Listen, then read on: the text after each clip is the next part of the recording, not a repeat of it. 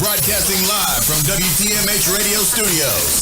It's the Slapstik Comedy Radio Show, covering all things funny, where you are guaranteed to get a good laugh to the abs. With your hosts, Damon M. Cherry, MECIA, and Stephen G.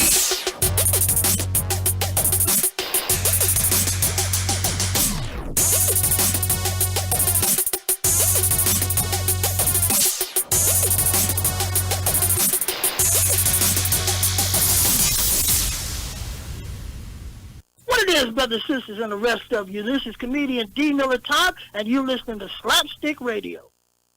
What's up, world? What's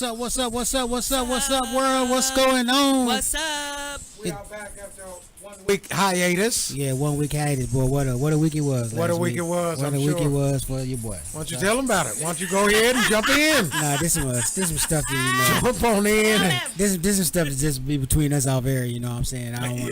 I don't want to, you know what I'm saying? Clue in everybody. I don't want to. I don't want to incriminate myself on some things. You know what I'm saying? But we are back. No man. fingerprints, no evidence. Right, exactly. This your boy Damon M. Cherry sitting in here with the crew.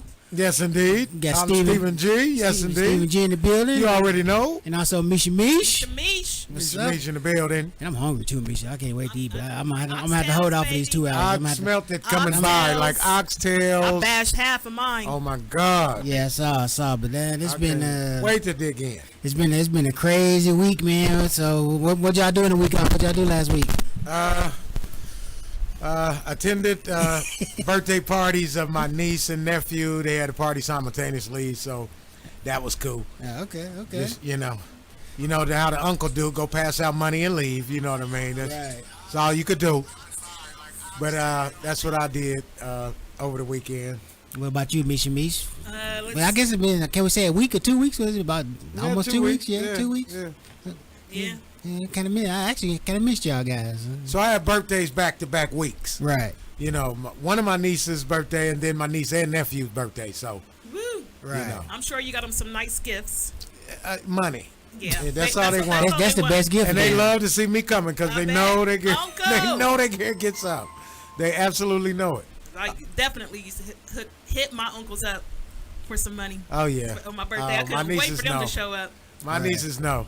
When my niece Carlicia was in college and she was at Kent State, anytime I would perform in Cleveland or somewhere around there, She like, stop by. she would come. She would come to the show, knowing her uncle gonna give her some money. Right. She would come to the Perfect show. timing. Yeah, like, Uncle, where you I at? know Yeah, you just I will got be paid. there. Me and my friends coming to the show. No, you just got Cause paid. she knows she gonna get her 80, 100 bucks, 150 or something. And we going out and you kick go it and buy drinks and everything. everything. Well, she Christian girl, so Oh, Right. one Good none of girl. that. Mixed virgin drink.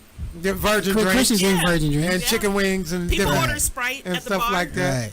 Yeah. So being an uncle to give out money when it comes to the young members of the family, are you the coin uncle, or are you the dollar bill uncle? Dollar bill. Okay. Yeah, Dollar I bill. could, that's what I would have guessed. Yeah, you get ones. Yeah, it And ain't you like get up some age, they want 20s. Yeah. right. Yeah. Ain't like the uncles I had. I was 15. He still trying to give me a 50-cent piece. The whole Yeah. like that nigga, I'm 15. He Throwing it to you, knocking Right. you in your head and everything, Right, flicking right. it to you. Yeah, catch that. But man, we got a great show for y'all lined up today. We had an interview was supposed to be with Howard Bell 2 weeks ago actually, and we had some technical difficulties on that one. But he's gonna call in tonight in the 8 o'clock hour, the 5 o'clock LA hour. And Misha has a who's up next? What's her name? Alicia. Actually, I'm going to clarify that to make sure I say it right because I haven't. Is Alice Shay? Alice Shay. Is it for real? Alicia or Alicia is one of those. Yeah. Or yeah. Alice. Who knows? Well, You know? Don't be messing up, man. Cut it out, Cherry. We didn't even need you to go that far. Yeah. Well, and no last name?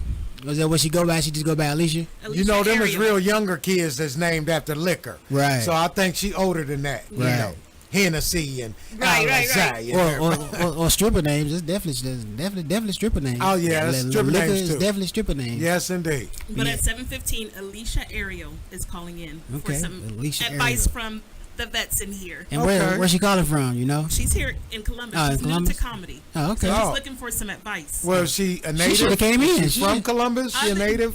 Or is she from... I believe she's from Columbus. How we got connected was she put a post in the Columbus Black Business section. She said she wanted to touch base in comedy. She didn't know how to get started. A lot of people tagged me, and boom, that's how we connected. So I told her How to about call that? in. Well, Yeah. she's never been. Well, we'll find all that out if she's ever been on stage before and Yeah, stuff. she doesn't know if she wants to write. She doesn't know. She wants to do stand up. She did tell me that. So, yeah. Well, even if you want to be a writer, that's a great place to start. Just to do stand up. Right. You know what I mean? Yep. That's a great place to start. It'll make you a stronger writer. Right. Right. You know. So are we wrong to hit it with the chuckles or knuckles on the first? Yeah. Yeah. Why not? Let's see what happens. We might ruin her confidence. Right. We don't want to ruin nobody's confidence. As soon as they step out the gate, like, nah, I think not now. Right. Cherry told me I sucked. He got my ribs hurt. He beat me up. He beat me up. Gave me the karate Bruce Lee chuckles and knuckles. And he wouldn't stop. He wouldn't stop. Was it hot today or not, man? God dog. Oh man. So this is like, this is the first day. Well, I had like 3 or 4 days in the 90s all summer. This is one of them. Yeah. And man, my bedroom is burning up because my back room is where my bedroom is. It's like in the path of the sun. Yeah. And that window and it's a brick wall, man. It's so hot back here. I got 2 fans back here. The air You conditioner. gotta put a cover over the window. Yeah. And it's the And same block way. that sun out. Right, and it's the same way in the wintertime because the back wall, if it get wet, it freeze. It'd be a block of ice on the back wall. Yeah, that sucks. yeah. When I lived in yeah. New York, it was like that, and I had to absolutely block the sun from coming in, Right. Because we wouldn't get out the clubs till 4:30, you know, Right. 4:30, stuff like that, and we're coming home at 5. You know, they Right. want to go get something to eat and everything, and then it was this dog who I wanted to kill. I wanted to kill this dog because they would let him out early in the morning. He would just bark until they let his ass back in. I wanted to murder. This is the only animal I ever wanted to do something to. Sound like Sorry, Peter. They wanted him to But- run away. They did. And how long ago when you lived in New York? About 15 years. Oh, so that jurisdiction that ran out. You Yeah, good, you yeah, good. yeah. Plus that dog dead. That dog been dead. Yeah, he did. He been dead for 35 Yeah, dog he years. did. He did. But this dog, oh my God. Right. Yay! Look, here's how I we wanted right him here. I wanted to throw him a tinted hamburger so bad with cyanide or something in there. Go and eat that, boy. Yeah. But man, the world, the political game done changed. You got black lady coming in. Man, political landscape has changed dramatically. Dramatically. Do y'all think it's gonna hurt or help the campaign? It can only help Biden. It can Right. only help Biden. But we still need to get Kanye out the West, man. I mean Kanye out the West. Out the West. Out We need to get him Kanye out the West. Get him I don't out care the what way. you- I haven't heard anything about him though. Oh well, they said he got 2%. He got 2%. Right? That's it. He's 2%. But just think that 2% swaying that way. You know what I'm saying? It could just take 2% to win this thing. You know. And what I I'm wonder saying? who those 2% are. I'd like to talk to them. Me too. Right. Well, yeah, it's probably some young hip hoppers. Young, Yeah. yep. Young hip hoppers. Yeah, who would have voted for Tupac and you know anybody else? Right. But 2% for Kanye for me is saying 2% for Trump. Yeah, that's too much. Yeah. That's 2% too much. Right. Definitely too much. So Kanye, we still need you to get out the way. Take your meds and get the hell And out the get way. the hell out the way. Because you are fake drugs at this point. Cry baby. He spice weed. Yeah, you spice weed, man. You fake crack, man. You drywall. Yeah. And you sell it as crack, man. Right. Come on now. I mean, well, you heard anything about what his agenda gonna be or anything? Is he gonna run as an independent or I'm talking about his agenda. Like, what is he his saying? agenda? What What he- he's running crying. on? He started crying. yeah, when what he is was he trying to gonna tell do different? His taxes gonna be different. There's gonna be some. I ain't heard him say nothing. He started crying. I haven't heard one solid, Nothing. if Right. I get elected, this is what I propose. I haven't heard one thing. He couldn't Right. get it out. And I'm just hoping on as far as on the Biden end, this with everything he got going with that one lady. I just hope all of a sudden it just don't hit home real hard because we know it's out there. But Yeah. this the time of year where everybody they take off the gloves. Yeah, the gloves come off this time of year. And it's smut campaign time Right. and dirty campaign and crush you and smash you and belittle you Right. as much as possible. Yeah. Let's see what happens. I'm anxious. Well, I'm ready to get to the polls myself. Man. Yeah. A lot of stuff going on. Steve, you been watching basketball, dog? Yeah, I have. You like the new format? Yeah, with the fans in the background and stuff like that. I think virtually, in the background. I think Right. that sent a lot of positivity to what we would have been watching Right. otherwise. I mean, that made it somewhat watchable. It would have been like a glorified scrimmage otherwise. For real, I think they scoring more now. It seems like the games are like extremely high without the fans because they ain't got to concentrate on the fans. No, they don't have to concentrate on the fans. They concentrating on ball. And the refs are not distracted as much. So the quick foul calls because the fans were like, whoa, or something and thought they saw something. Right. Whistles aren't blowing as fast. And so they're taking their time more about the game. And I think you're getting more of the game. Right. You know, then with the fans, you'll get the fanfare with the game, you know. But for them to be getting paid, those commercials got to be super high because they're not getting the ticket sales. And if I was a season ticket holder, I wonder how I would feel about that. If I was a season ticket holder for a team and I can't go to the game, but I got these tickets. Well, I want my money back because you can't sell them. Right. No one's allowed to go. But that's the thing, though. I wonder if they got refunded. But then I haven't heard anybody like. Well, I'm about sure they're going to be okay next year. Right. Yeah. Those will be allowed next year. Those season tickets, they'll roll over, I'm sure. Yeah. Right. I'm telling you, Dame Dollar been balling for Portland. Dame been balling. Yeah. Dame's a beast. Yeah. Dame's a beast. What about you, Miss? You been watching basketball? You a basketball person? I am, but I haven't been watching it. But She's been watching P Valley. Shut up. I still ain't seen that yet. I can't stomach it. I can't stomach. My spirituality won't let me stomach it. I'm sorry. I try to support black stuff on television, but my spiritual side will not let me just stomach just anything. I've got a lot of stuff in my head already that I'm trying to get rid of from the years. So what is it? What is it that's not making your stomach feel right? Because I ain't seen it yet. I haven't either. Do it got a gay agenda or something? Yes, it has a gay agenda. The guy who actually owns the strip club, and P Valley, the P stands for pussy. Right. So he runs a strip club. He's gay. They're committing gay sex acts on the show and just everything else. So I might be maybe that's why I ain't watching it because I seen the preview and I was like, what the hell? What the hell is I this? just can't do it. But it seems like everybody like it though. Well, I mean, anything they throw at us with every stereotype in the book is in this thing, and black people just eat that up for some reason. Right. Black exploitation films took off. Right. In the 70s, because. Not just that we weren't on television, it was that because we weren't on television, we will watch anything they put us on or in. Right. So do you understand what I'm saying? Yeah. So anything that they will put us in on television, where the average black is saying we need to support this. Right. And they don't care what the dynamics are or whatever. They just don't care. You seen the Power 2 episode of the preview? With Go Son taking over? With Mary J. Blige and Method Man. And Method Man. I can't wait for that to come back. I can't wait for that. I mean, that was some good writing. I am not up on TV. I read and work on Slapstik, getting that money. Well, that's good. You need to watch and type at the same time. I don't watch a lot of television. I mean, except for like once a month, I watch Shaka Zulu once a month because I love titties that much. So I watch Shaka Zulu once a month. Shaka Zulu got to be on once a month. Once a month? Once a month. 12 times a year? I got to watch Shaka Zulu. The original Shaka Zulu. The original. Red coats, and Africans. I ain't seen that. When he was trying to coach it, I ain't seen my heart tell me if you want me. Yes. I ain't seen that in about Zulu. shit. Man, you got to watch Shaka Zulu every year. It's like 10 Commandments or something. Now 10 Commandments I have seen like a couple times this year because it's been on like Epics or one of them. I have to watch 10 Commandments once a year. I caught it like 3 o'clock in the morning from the beginning one morning and watched it till I got ready to go to work. So let it be written. Right. So let it be done. I have to watch it every year. I have to. It's like, when we were younger and we watched The Wizard of Oz. The Wizard of Oz every year. Yeah. Exactly. No, I had to see Fat Albert Christmas. That was my one. Albert Christmas was the shiznit. I had to see that. That was my one. Hey, Slapper. You can't be hanging around us dudes no more, man. That was my dude, man. Oh, man, listen. And the Halloween Fat Albert with the old Mudfoot, whatever. Mudfoot was trying to give him the candy. That was my shows I had to see every year. I ain't even care for the Charlie Brown or nothing like that. I had to see Fat Albert. Did you watch The Wiz once The Wiz took over? I saw The Wiz. I seen The Wiz about a month ago. Like I said, Epic show a lot of this old stuff like it. I seen The Wiz. Yeah.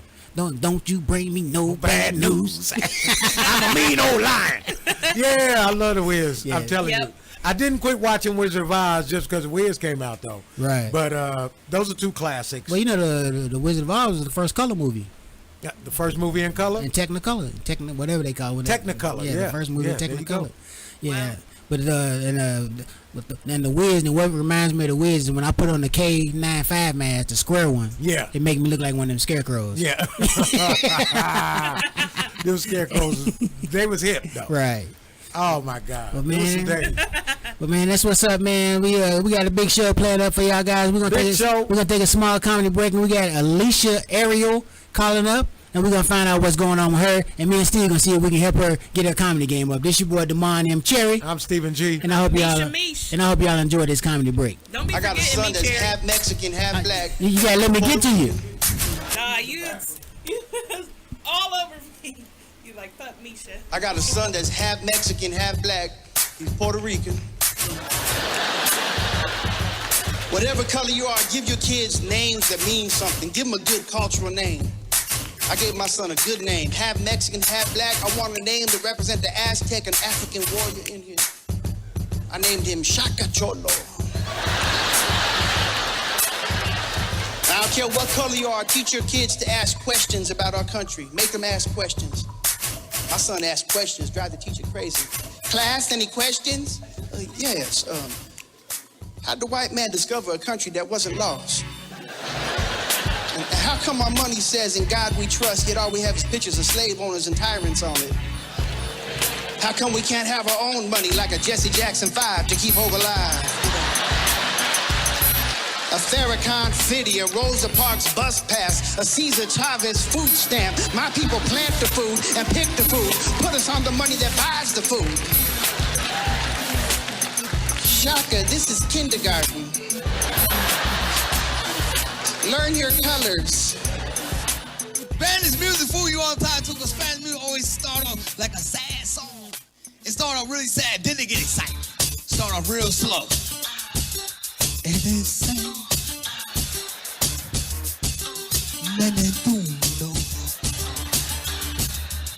Por aquí es el mundo. Ahora que ahora aquí, ese que ahora aquí. Quem se ve, ausa ahora, ausa. I'm open to new stuff. I got the iPad. I got the new gadget. Any other Apple junkies around? Yeah. Whenever they come out with something, you got the iPad. You know what's brilliant about the iPad? They always show you the commercial and how sophisticated and high tech. It's not high tech. They finally reduced computers to complete idiocy. Like this is how you use an iPad. You look at the picture and you're like, bang, and it works. Cow, moo, holy shit. And we're there for hours. We're like, Apple, you're brilliant. You click, wow, a picture. A big picture, wow. And that sucks us in. But you become an Apple junkie. Anything Apple sells, you buy. You go to the store. They got this new thing they're working on. It's called the iPen. It's a stick with ink in it. And you move it on paper and it makes marks. And we're like, that's brilliant. That's easily worth $150, Apple. Easily. I'll spend $150 for an iPad. I don't understand nothing anymore. I don't. I watched TV the other day. Now tell me, maybe it's just me. Maybe I'm crazy. Is it me? Is it me, or do commercials have nothing to do with the products anymore? You think I don't even know what a commercial is about until the end. Everyone's a surprise nowadays. You seen that commercial where the lady got the black eye? This lady come on TV with a black eye. She's crying. She's like, I smoke crack. And my husband beats me. And then a voice came on and said, got milk? I said, what the? It has nothing to do with milk. I'm not saying I'm a commercial expert, but I'll make a better milk commercial than that. Just make it nice and simple. I just do a close-up of a titty and put milk right underneath.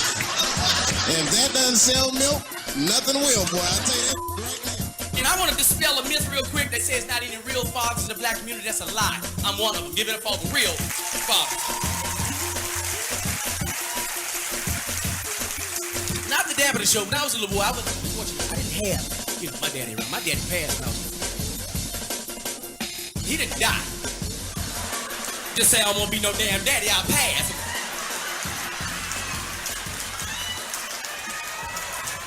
Stick up for him. You gotta love your relative regardless. You gotta love regardless. Like my uncle, yeah.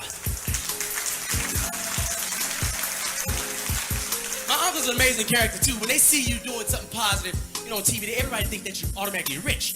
So we go to the family reunion. My uncle, nephew, come here, nephew. Nephew, come here, man. I want to talk my business in front of everybody. Come here. Come on, you don't Shirley talk too much. Come over here. I get over there. Hey, man, how you doing? Doing good, nephew? Let me hold $1 million. Who asked for $1 million, people? You're not supposed to do stuff like that. But that's the type of relatives I have. Like my grandparents been together 45 years, people. 45. They ain't married. They just together. Nobody getting married like that. Yo, what is going this out? It is your girl, Sarah Harrison. I am kicking it with MECIA, Steven, and Demond on Slapstik Radio. Yeah. With Steven, MECIA, and Demond on Slapstik Radio. Yeah. What's up? We're back. This is your boy, Demond and Cherry. MECIA. And you got Stephen G. Look, MECIA, she threw it in there that time. Yeah, she was real quick. You better know it. Hey, you know what? She is coming up to speed. You hear me? She is coming right along, y'all. Let me tell you. Over. No, I've been trying to give you the time to throw it in there. You know what I'm saying? And sitting here with me is. I'll be looking to see you like. And she be looking like. Okay. Sitting here with who? But don't say the wrong name. Right.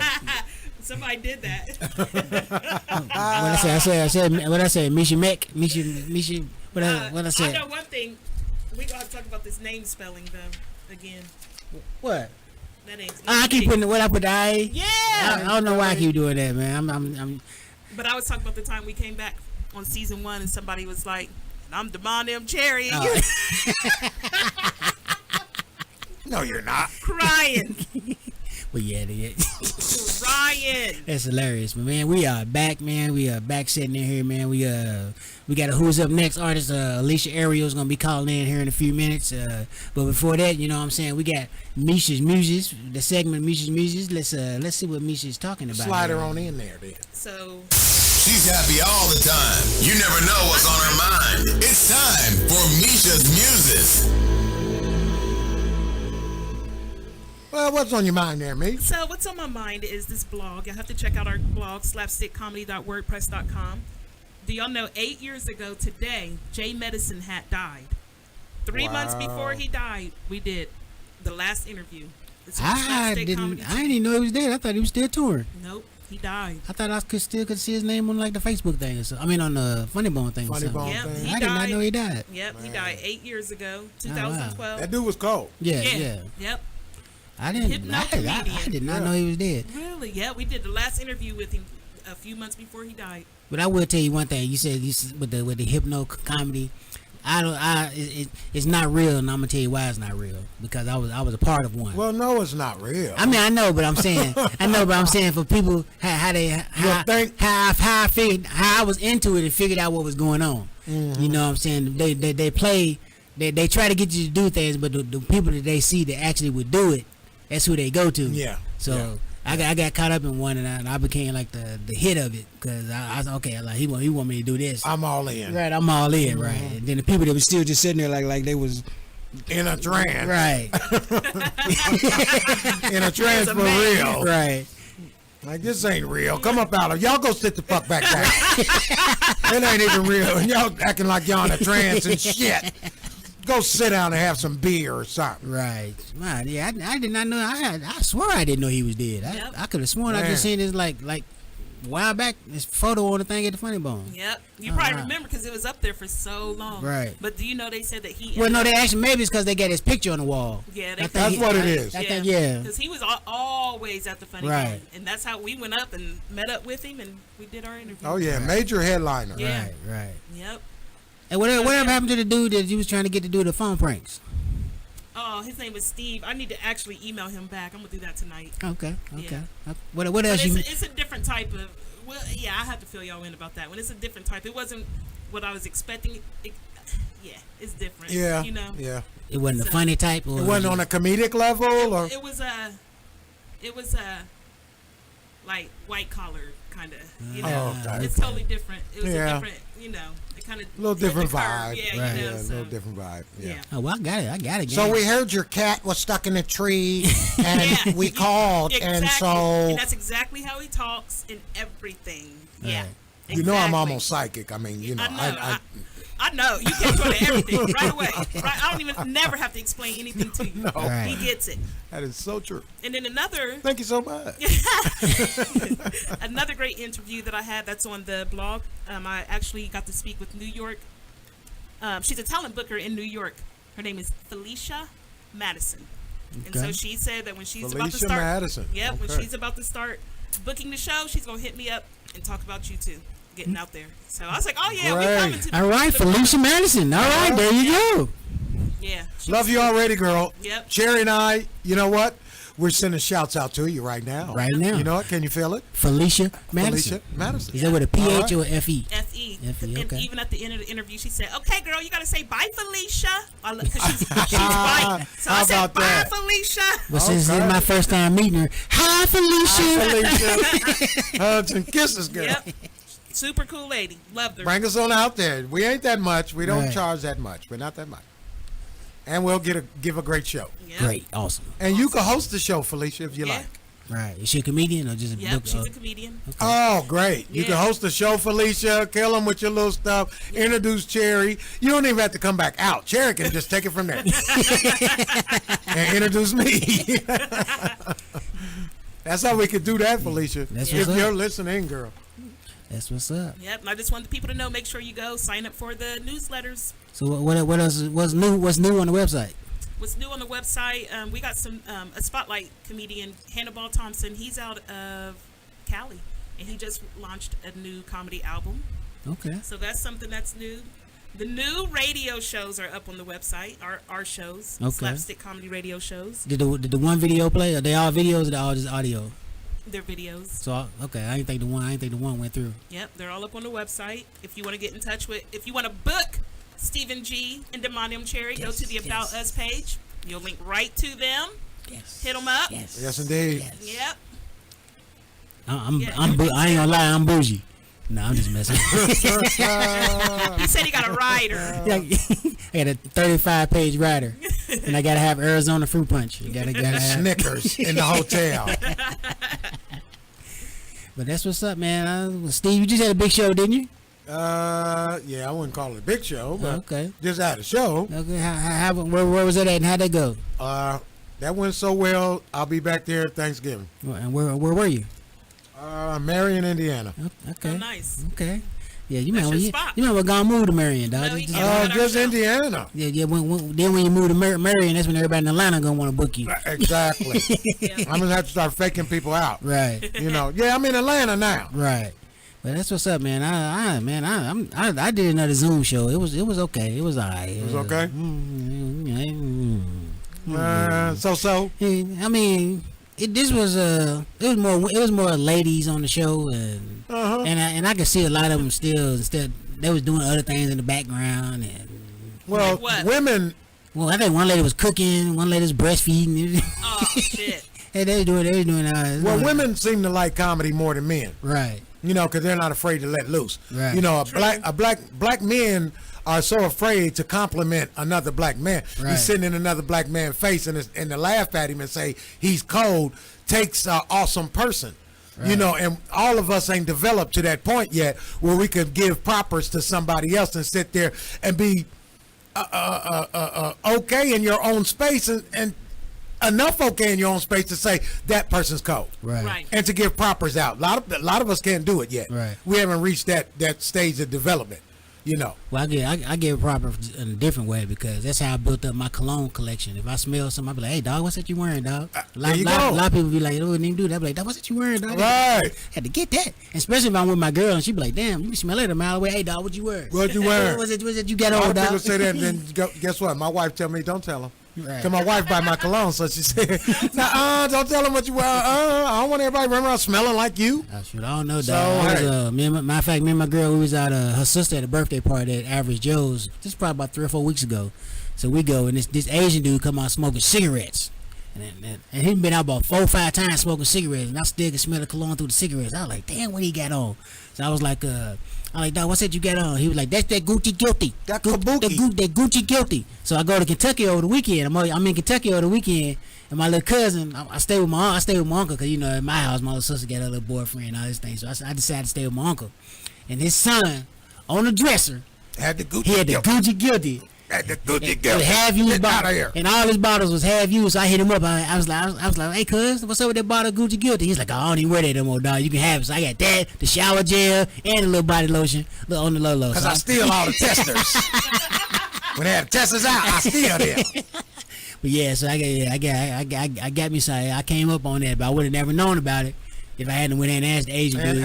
And the craziest thing about it, he just came outside and smoked 5 cigarettes, and you still smell that. I was like, man, what is that? So yeah, so now I got the Gucci Guilty. So that's what's going on. So we also got our other segment. If y'all out there listening, hit us up at 614-781-0754. 0754. Where we're gonna do chuckles or knuckles. And Come on in here now. Chuckles or knuckles is if you got a joke that you think is funny. It can be a knock-knock joke. It can be a yo mama joke. Just something, if you think it's funny, we're going to let you know. If it's funny, we're going to either give you chuckles or we're going to give you knuckles. And once again, that's 614-781-0754. And it can be a layered joke or a one-liner. Right. Doesn't matter. Right. And I had one for you, but I forgot it, dog. It was kind of long, but I thought it was kind of funny. But I wouldn't even get it right. I wouldn't even get it right if I tried to put it. It's not on the top of your brain. Huh? Nah. But yeah. I'm gonna have one. I'm gonna have one when we come back. If don't nobody have one, I'll find something. But yeah, man, it's I can't wait to get back on stage, Steve. I ain't even gonna lie to you, man. This whole year, besides doing like the 4 or 5 Zoom shows, I've been on stage twice, and that was back in February. Wow. I haven't been on no stage, but we get ready to do a show upstairs because I can't make the announcement about what's going on, but we get ready to do a show upstairs, and we're gonna film that and we're gonna put it on. I have to tell y'all on stage where we're gonna put it at. But other than that, well, Louisville, I'll be there September 6th. So Louisville, Kentucky, if y'all listening, Stephen G will be there September 6th, and I'm sure they got a lot of advertisement about it. Out there going, flowing. It's Derby weekend. It's everything's going down. So hey, I'll be there. And I'm about to help you out with something that's gonna help you out when you get there. Number one, say where you're gonna be. Say it again. Louisville. There you go. You got. I've been there 1,000 times. You got to put that Louisville on it. You was all proper. Louisville, Kentucky. You almost heard the S. Louisville. Yeah, they get on you about that. They get on you about that Louisville. It's Louisville, nigga. Let me tell you something about the Derby time. Right. The streets are stacked. Exactly. I mean, it's like a parade going down every street. Well, I heard the main drag they shut down a few years ago, so I don't know. I don't know if it's still going on Broadway. On Broadway, yeah, it's still stacked. Right. On Broadway, I was just there last year. Cars, I mean, it was people on both sides of the street barbecuing. Right. Every house, Cherry. Right. Every house had a grill out and was barbecuing. Right. Every house. Right. Including me. So I mean, it was going down. I saw somebody get served. Dude was in the line. Dude ran up, bam, served him. Wop wop. I said, damn, the police was looking. I ain't been to the Derby in a while, but one of my funnest memories I had from the Derby was in fondest. No, this was a funnest. Oh, okay, I put them both together. It was a fun. Okay. I didn't know what you were saying. A fun that done in this. Yeah, one of those. Yeah, it's fun and fun. Right. Was when I was going to K-State. When I was going to Kentucky State. one of my people stayed across the hall from me. He was from Louisville, so he took me to my first derby. The first time I ever went to derby, I was like, man, it's jumping out here.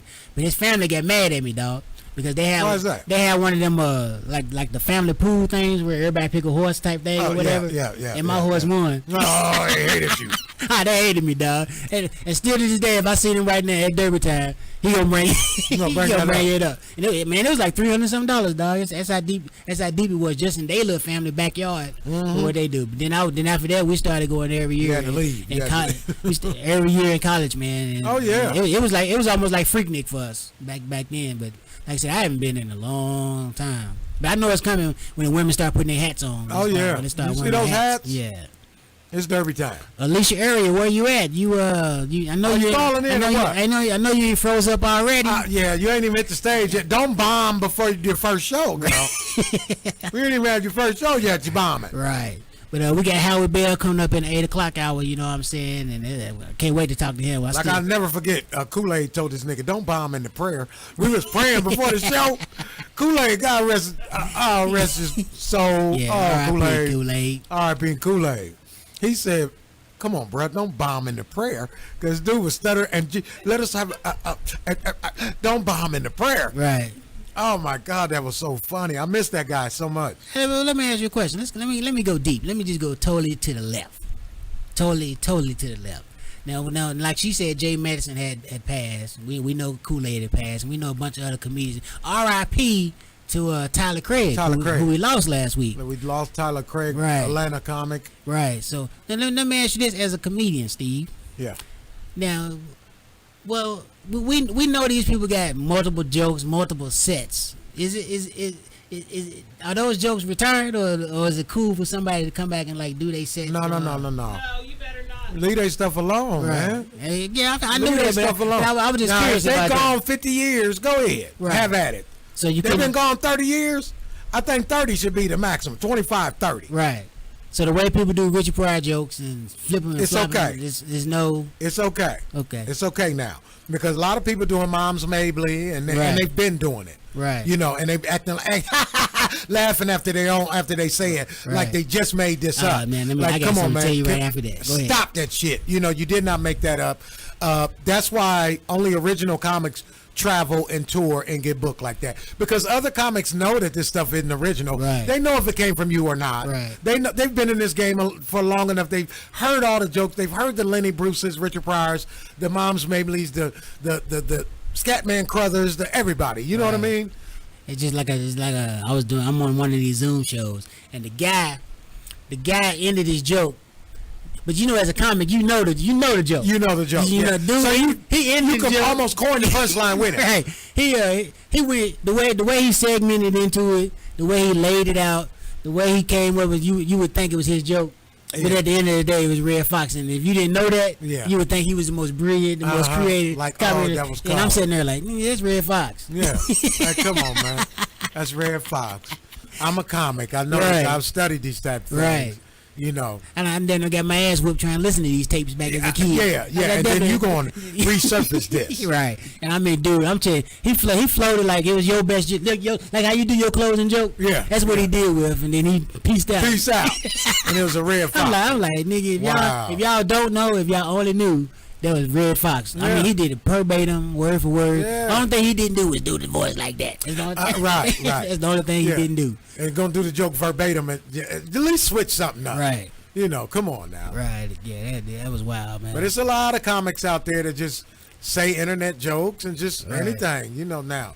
Because the creativity part is just gone. It's popularity now. Right. It's not creative. I don't have to be creative. If I can get 1 million followers, I could get booked somewhere. Right. You know, so that's what the game is now. Yeah, we get Howie on. We did, like I said, we did a show in Chicago. We had an internet dude that was supposed to be an internet sensation on there.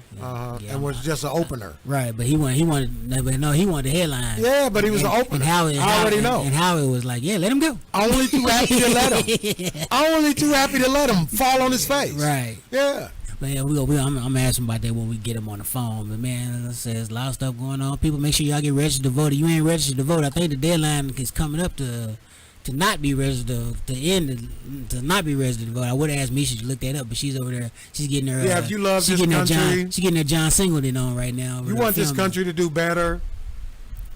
Register to vote. Now I ain't gonna lie. Trump said something that would be hell of a, but I wouldn't trust it. He said he would end the no more government them taking taxes on my check. Yeah. That would be the most awesome thing, but that wasn't enough to get my vote. Wasn't enough to get my vote, dog. Well, that would be totally awesome, but I think that's against the law. Well, at this point, he'll let you move in with it. Right. To get reelected. Right.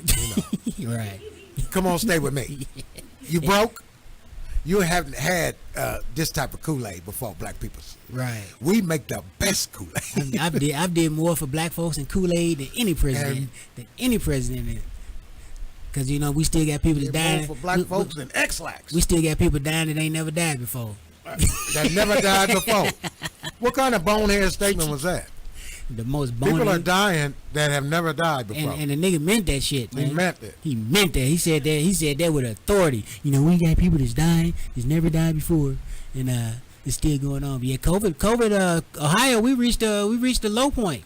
That 5% that the government was trying to get to. If everybody would just have stayed in the damn house, like the governor said initially, I think we'd be way down. Right. Numbers would be way down. We would be going out to do shows right now. Right. Now what about now what do you think about DeWine get ready to meet Trump? He come up positive on their test. Hilarious. Then he take his own test and come up negative. Yeah. That was his own setup. He's like, I'm not meeting Trump. I'm not going. Right. And that's what I was trying to tell. Me and my uncle got to arguing in Kentucky. Cause he talking about Ohio about it being a red state. I'm like yeah, they pretty much get it every year. But I was like, this governor, he may be Republican, but he got some Democrat tactics. I think he's a Republican by party, but Democrat by heart. Yeah. So he ain't on that. Then we got to talking about that whole thing right there about him being positive and being negative. But man, my trip to Kentucky was awesome, man. But I'm so mad. I'm mad, Stephen G, Misha, because I ran into there's a group of black Amish where I'm from in Kentucky. Really? Oh, Yeah, wow. some black Amish. I used to go to school with one of them when I was younger. I've never seen any black Amish people. Yeah. They out there. They out there and they grow these different watermelons. I don't know if y'all saw my post that I put on Facebook. A lot of people just know a plain old red watermelon, but these folks, they got yellow watermelons, which are sweet. Then they got a purple watermelon, which is like extra sweet. And for this weekend, I ran across a orange watermelon, and that sucker is the sweetest. I mean, biting that sucker is like drinking water by biting into it. That's what watermelon is. Yeah, really, but that orange boy, that's a whole nother. I've never had any. I love watermelon. Right. Oh man, if you want, I got a whole bunch. I'm trying to get rid of the yellows. If you want to come, I mean the orange. If you want to come by the house, I got a little bit left. You can take. Are you kidding? Yeah. Yes, I would love that. Cause I don't eat it like that.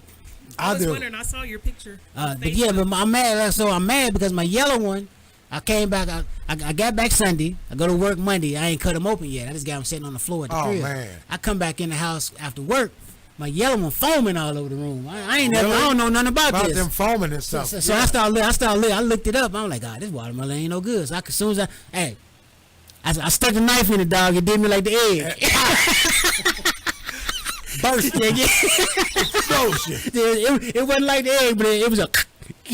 And it shot me in the nose. Hit me right there in the nose. I bet you closed both eyes real fast. You won't get in here. Not this time. Cherry got burnt in that eye. Like, oh my God, y'all was there. The hard-boiled egg, and burnt cherry in a cornea. Oh my God. Man. Put the egg in the microwave. But yeah, man, that watermelon. So I got the seeds. I got to come. Because I'm gonna give you some seeds too, dog. Out, man, like nothing else. I'm gonna give you some seeds too, so that way next year you can grow you some at your house when you get your house set. Yeah. Cause my house is coming. Nothing is better than watermelon than fasting. Right. Fasting is probably the only thing better than watermelon. Right. And what a lot of people don't know is if you eat some watermelon before you get it in, it's like natural Viagra.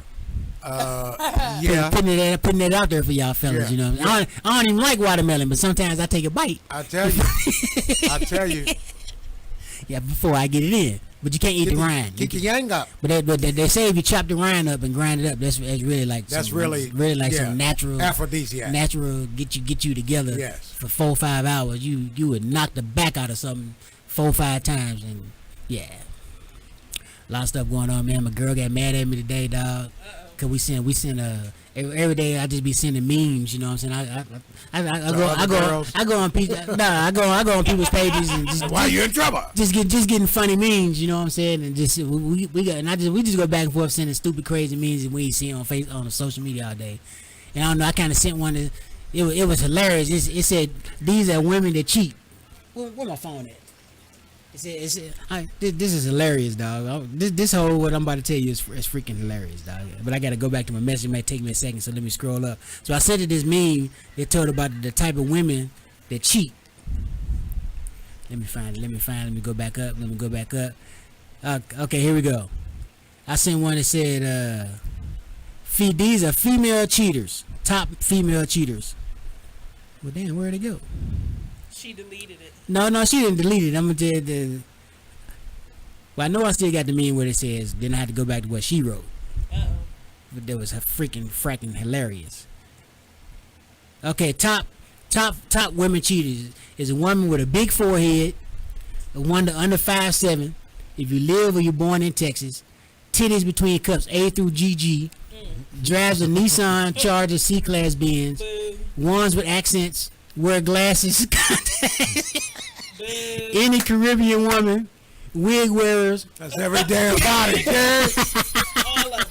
Ones with over 1 follower, call center employees, government employees, T-Mobile, Sprint, AT&T employees, those who wear scrubs to work, teachers, military wives, can beat you in video games, mimosa drinkers above 5'7", and ones that breathe air and blink. So that everybody. Let's cover everybody. So me just thinking I'm just gonna get back at LOL, right? Just LOL. Like, no. Oh, I ain't none of those. Whatever. This is what I get back. Top male cheaters: truck drivers, barbers, married men, out-of-state workers, men with 2 kids, men with a baby on the way, coaches, plant and oil field workers, construction workers, TWIC card holders, everybody, club promoters, lawyers, business owners, City of Houston, Waterfront, D-Boys, hustlers, UPS, FedEx, and mechanics, right? So I take comedians wasn't in there. Hold on. So I text back like, oh, okay, so vending machine workers ain't on there. So she hit me back with the same thing, dog. Vending machine workers, bald men, and like, yeah, I forgot 3. All the ones that you do. Man, I thought that was hilarious, man. I was cracking up. It's amazing how people get upset. Right. But yeah, it was you know damn well I'm playing, but you know, like, it's all good. I put on Facebook a long time ago about, and I don't do this shit no more. You know, because you think you put something on there, you're going to get everybody trying to answer you and want you to explain yourself and shit. Right. I don't know you. I'm not talking to you. I'm not trying to enlighten you, punk. Right. Whoever you are, dude, trying to call. Well, explain yourself. No, punk. I just put stuff out there, and you take it or you leave it alone. Right. Yeah, I'm the same way.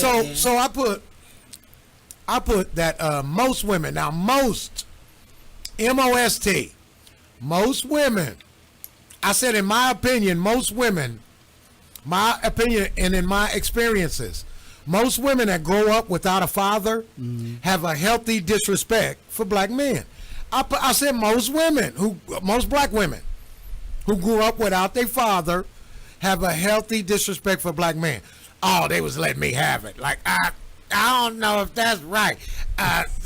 Shut up. If you ever called a black man a bitch before, that's you. Right.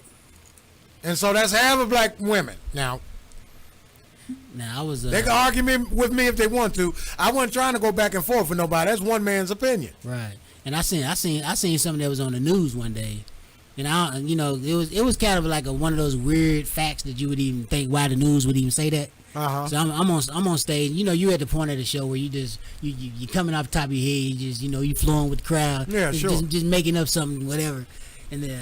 And I got this breast joke. So for about the next 5 minutes, I'm talking about titties. And so I go off just off the whim, off my mind, or something that I heard on this TV show about they said that most women with big breasts. Now I know Misha gonna have something to say about this. This ain't got nothing to do with you, Misha. I know. But they say most women with big breasts have been abused as a kid. Yeah, that definitely was better. Well, that's goofy as hell. Hell. Oh man, they almost. You'd have think they would have said big butt. Right. But they've been abused, you know. She been abused. And then they said 9 times. She got big old butt. And they said 9 times out of 10 is about uncle. So I was like, oh wow, that was like the craziest news. The news, and they looked at me like I was crazy. I had to go back. I saw this shit on the news. And more so for another race, right? And we did pick that up from them, too. Right? You know, because we have that too going on. Yeah. Right. It's just like gayness and everything else. We picked that up from other people, right? From other race of people. I mean, I remember back in the 70s and 80s, black folks didn't even cuss. Right. You watch a blaxploitation movie. Cussing you out. You jive time sucker. You jive turkey sucker. That was cussing you out. Right. We didn't use curse words like that. We weren't gay like that. We weren't nasty like that. We learned all this behavior. Right. We learned all this behavior. I ain't gonna lie. I seen a Pam Grier marathon one time, dog. Oh my God. Oh my dude. I was waiting to see her titties. I was waiting to see her titties in the next movie. She made me watch Shaka Zulu right after. Made me put Shaka Zulu right on. Oh man. And with that, baby, going back to Shaka Zulu, we're gonna take a small comedy break, and when we get back, we should have Howard Bell calling in. Coming, my main man. And also, I guess we scared Alicia off, but if you still want to call in Alicia area, you got the number. We waiting on you, girl. This your boy Demond and Cherry. I'm Stephen G. I'm Misha. I'm eating a little bit. Here's another small comedy break. Isn't it funny that the only time your race or gender is questioned is when you're not a white man?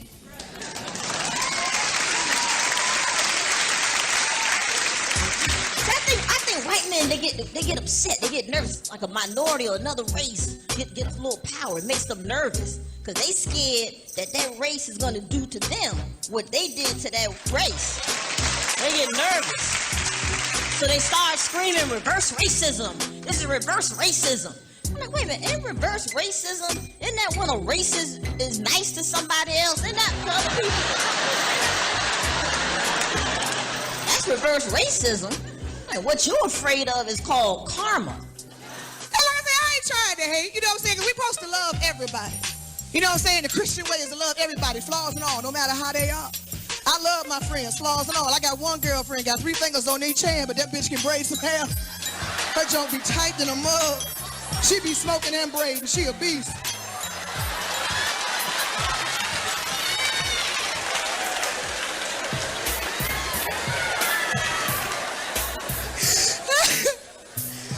One girlfriend, I didn't even know she was messed up. I thought she had a cheap ass cell phone. Then I found out she was deaf. I ain't lying. I be calling. I be like, hey girl, what's going on? Your phone breaking up. No phone.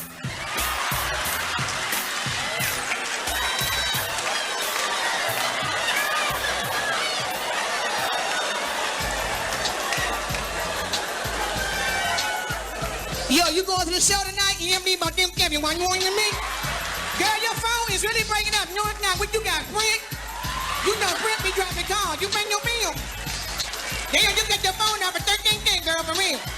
You got neck deal be clicking. Yo, pull your antenna up, cut the radio down, get your head out the window. Can you hear me now? Can you hear me now? Hell no!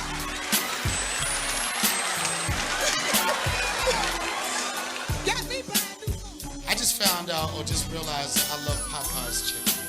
Not because I'm black, but because of the new spokesperson. That chick make me just want to eat chicken all day.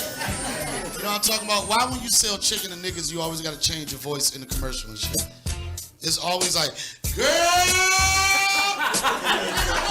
you gonna love my chicken.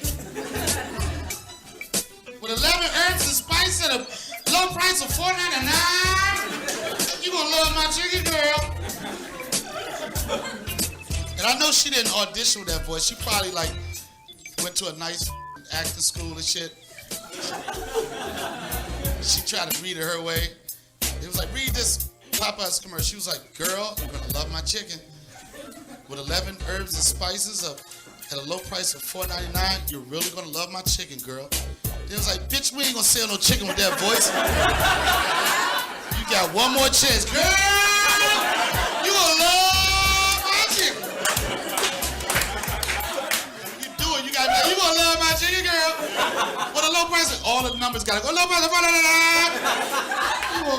With a low price of $4.99, you gonna love my chicken, girl. All these rappers rapping shit that they ain't about, really.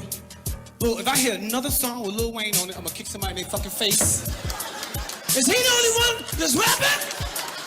Every song.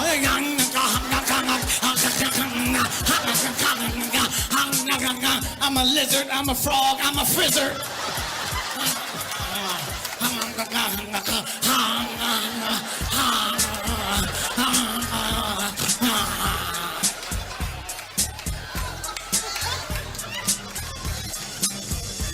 What kind of machine did this motherfucker come out of? Somebody put him together. It's like somebody took a bowl and stuffed his face in a bowl of accidents. He's a genius, though. He keep rapping about nothing, and we buying it.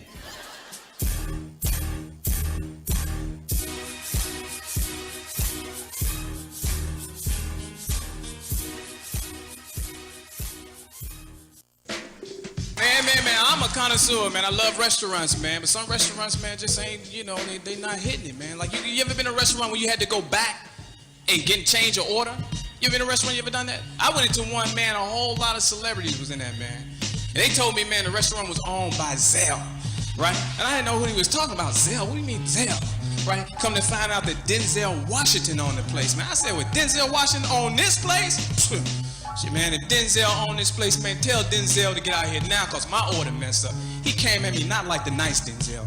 He didn't come at me like, John Q, a Malcolm X. He came at me raw, like Training Day. He came out just like this.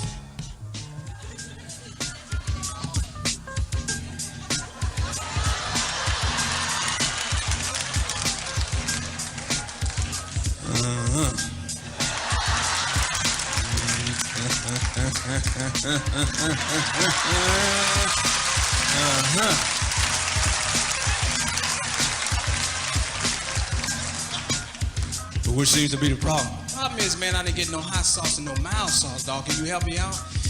You didn't get any hot sauce or mild sauce. That's what you telling me? Huh? That's what you telling me? You didn't get no hot sauce or mild sauce? I tell you what, let's see what's in the bag. Whoa, shit. My nigga. You got 6 pieces of wings, you got fries, you got bread, you got coleslaw. You don't have no hot sauce or mild sauce, huh? See what I'm gonna do? I'm gonna go in the back, all right? I'm gonna go in the back. If the receipt says you to get any hot sauce or mild sauce, I'm guaranteed to go into my pocket and pay you back your money, my dollar. Yeah, that's what I'm gonna do. Right, and another big actor was there. I didn't know that was there. Morgan Freeman. He came out. He gave the old Joe Clark lean on me speech, right? He came. What seems to be the problem? That's how I go to my office right now. Son, what seems to be the problem? Can't you read the goddamn sign, son? The goddamn sign says hot sauce and mild sauce with your meal, son. Are you trying to pull something, son? I remember you one of them smart college kids. You used to go back and forth with your history just like you're going right now. You want to come in and jump on everybody because your forefathers been ran and chased by hounds.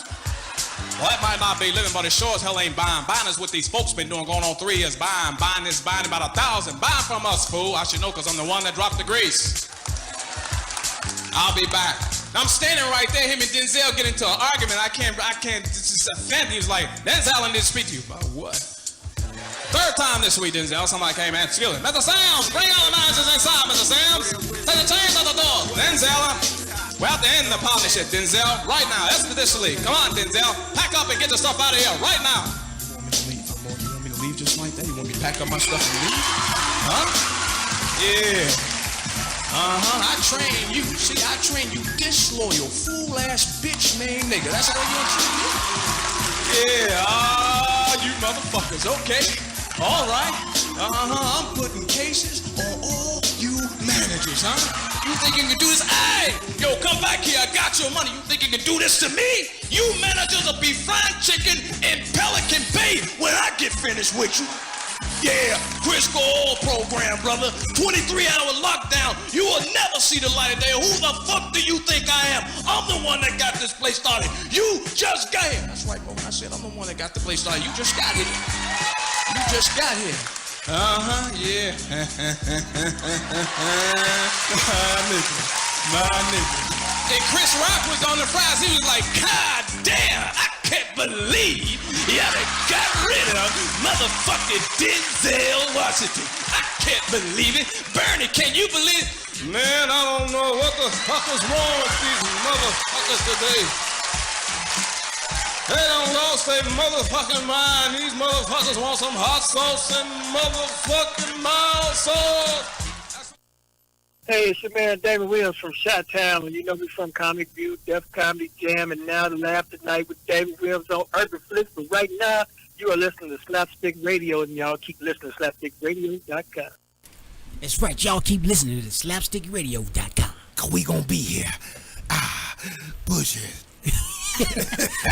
Big up Damon Williams, man. That was another great interview. And for all the great interviews you missed, Damon Williams, Dale Harrison, D. Miller Time was a great interview. You can catch them all on Slapstick, and that's at comedyslaps.com. I was about to say net. I couldn't remember if it was I paid at comedyslaps.com. Y'all go back and check out all the old content, all the old radio shows, and all the Slapstick TV shows. Right. And as we was talking about earlier, we was talking about Dave Chappelle and his outside shows. And I was listening to Kevin Hart and them and Straight from the Heart on Sirius XM 96 on his station. And I guess he's coming up to Ohio to be on one of them shows. And I'm still trying to figure out how we can get in there. Well, Nisha, I'm gonna need you to kick in the door.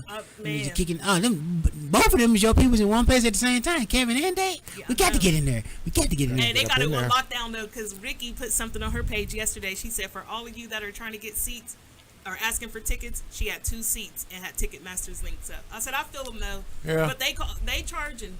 And with all of the acts he has coming in, I feel him. He gotta make his money. He got a whole crew.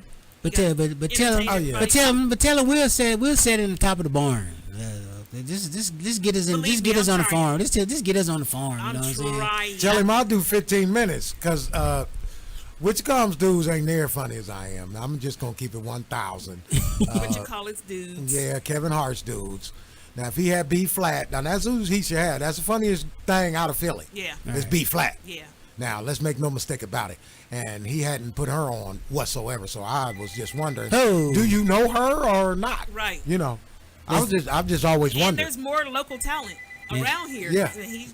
We got the phone call. Let's see who this is. Caller, what's your name? Where you calling from? The Slapstick Comedy Radio. What up, though? This your brother Howie Bell. Howie Bell. What's going on, fam? What's going on? What's happening? What's happening? What is doing? Our day. Look, how y'all, look, man, we talking and shit like people actually doing stuff. The pandemic ain't even on. Ain't no pandemic. Right. Ain't no pandemic. Not right now. Right. Doing shows, not wearing masks and shit. You niggas is partying. What's happening? We can't call it, man. But worse than that, people is growing hair in this pandemic. They've never had hair before, Howie Bell. People like Donald Trump, people is growing hair they never had hair before. Didn't even know they could grow hair. I tell you, man. Thank y'all, man. Thank y'all for thinking about a brother. Oh, man, no problem, man. Yes, indeed. You one of our favorites. It was something to see you with hair, man. This Stephen G, man. It was something to see you, man, with hair, man. And somebody. I've been called everything from Beanie Siegel to a 1976 football player. Right. Oh, wow. Dang. Hey, well, I told you, like I hit you up on social media, and I said, you auditioning for a movie role or something? I thought. Yeah, they're gonna put finger waves in them. You got to go inside. Everybody said that. Like, what role you trying to get? Right. I was like, hey. But when we supposed to talk, go ahead. No, go ahead, man. No, I was gonna say when we was gonna talk to you a couple of weeks ago, me and Steve was gonna start a challenge in here and see if we can grow our hair and see what it looked like. But I couldn't do the George Jefferson thing. I know mine is gonna go George Jefferson. No, I'm definitely not. That's why I had to cut mine. No way in the world. No way in the world. You missing hair in the middle. Yeah. Well, not in the middle. It's right. I'm missing it on that forehead, right there on the forehead part. I don't think nobody got hair on their forehead. Well, you know what I'm talking about. Once it's the one from the forehead on back to the beginning part. Yeah, the beginning part. That's what I got. At the front of the head. Oh yeah. I still can have the side hairline, but that front hairline ain't happening. You got the LeBron. Yeah. Yeah. The LeBron. And I was man enough to let it go. Damn, the LeBron. LeBron at least should do the one blade. LeBron Like, boy. Hey, look, back in the 70s, brothers used to wear them afros with them receivers, man. They didn't care. Oh, they didn't yeah, care. yeah, right. Nah, for real. Like, Well- look at George Jefferson. He rocked it. Right. He rocked it. Middle. Yeah, like what? Picked out the sides and everything. Hey, all his pictures was like that. All his promo pictures and everything. Yeah, it was like that with that hair. Yeah. Sure was. Bald on top. I couldn't do it. I had to let it go, man. I had to let it I go. would do that. If I ever get bald in the middle, I'm rocking this George. But nigga, you came back with full hairline in the front and the back. However, you came back full hairline though. Everything. Like you was gonna work on braids next, nigga. You got Eddie Bryant asking how to grow sideburns. You know what's so funny? I used to, people don't think y'all used to see me with a bald head, but you know, I used to clean my face off and cut my hair, and all of that was really because I traveling comedian. So I did so many shows that I was like, man, I can't be going to barbershops and Out of worried about town. my hair. Yeah, and out of town, and not even necessarily because it was out of town, but even, you know, I just couldn't. I had to keep it clean. I'm doing too much. I'm traveling too much. I'm running around. I don't want no lice and dirt in my hair. I was like, you know what? I'm just cutting my rocking bald. So you were bald. Right. So you was bald out of convenience. Yeah, out of convenience. You was bald out of convenience. Okay. Yeah, just because I could. Yeah. You know what I mean? Wasn't So, forced to do it. Nah, not at all. So I flipped it. I used to have dreadlocks, man. I done had waves. I done had everything, man. And so when I came back to this, everybody was like, oh my God. But people that know me from, you know, been knowing me for, you know, since I was younger, they're like, oh man, yeah, you look like your old self. So I just, that people just don't, you know, most of the people as far as comedy concerned, they used to see me with a bald head. Right. I can Right. see you Because with waves. when I met you, you had waves. You probably did. I probably did. But that was like 25 years ago or something. You probably did. Wait a minute. Hold on. And nigga is like Samuel L. Jackson back in the day when he used to have a. Is that Stephen G? Yeah. I'm like, I know that voice. I'm like, hold on, wait a minute. He said, when I met you, wait a minute. I'm like, hold on, that's Stephen G. Right. We was babies. We was babies, man. For We sure. was babies. Oh, well, both of y'all had both of y'all had Waves. I had both of y'all had waves too. it. Yeah, we both had waves. Stephen G, what up? What's up, bro? How you doing, man? And I'm doing good, brother. You know, just you know, quarantining it. Quarantining it. Doing what we could everybody do. else go outside and party and do pool parties and get shot up. Yeah, so am I. Where you quarantining at? You in LA or you in the D? I'm in Detroit, man. Okay. And the crazy part about it, man, when the stuff all just started breaking out, maybe like, what was that, March? I came back to Detroit from LA to do some shows on the East Coast. Like, you know, I got New York shit coming up and, you know, New York and different stuff. And I was like, all right, you know what I'm saying? I was like, bet, you know, go home, see my family and kick it for a while.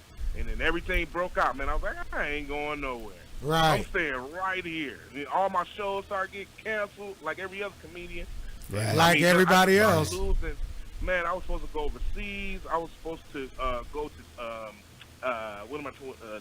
what's the Netherlands. Yeah. I was supposed to go to the Netherlands, and I was supposed to be in the Netherlands, man, in June. And when everything broke out, that was the first show that got canceled. He hit me like, hey, man, you know what I'm saying? Boom, that's canceled. And the next thing you know, I had about 7 or 8 shows, major shows get canceled, and a tour that I was supposed to be doing, you know what I'm saying, with Marvin Hunter and a couple other good brothers, man. Steve Brown and right. Who else was that? Sean Larkins. We were supposed to do this little tour run in Texas. So when all these shows started getting canceled, man, I was hurt because like a lot of comedians, you know, we make our money off of comedy. This is what we do. Yep. You know, I mean, like 80% of it. Yeah, You know what I'm yeah, saying? Like yeah. the other 20% come off of hustle, you know, whatever. Yeah. You know what I'm We saying? don't have jobs, regular jobs. We Man, I don't have no ha- job. Well, we do. We have careers. We have careers, So yeah. we don't have jobs. We don't have We jobs. have careers. Yeah. We have dedicated our whole life and our whole existence to this craft. Uh-huh. And so when everything jumped off like this, it really crushed a lot of people. It's probably a lot of comics that's not going to come back out. I'd agree with that.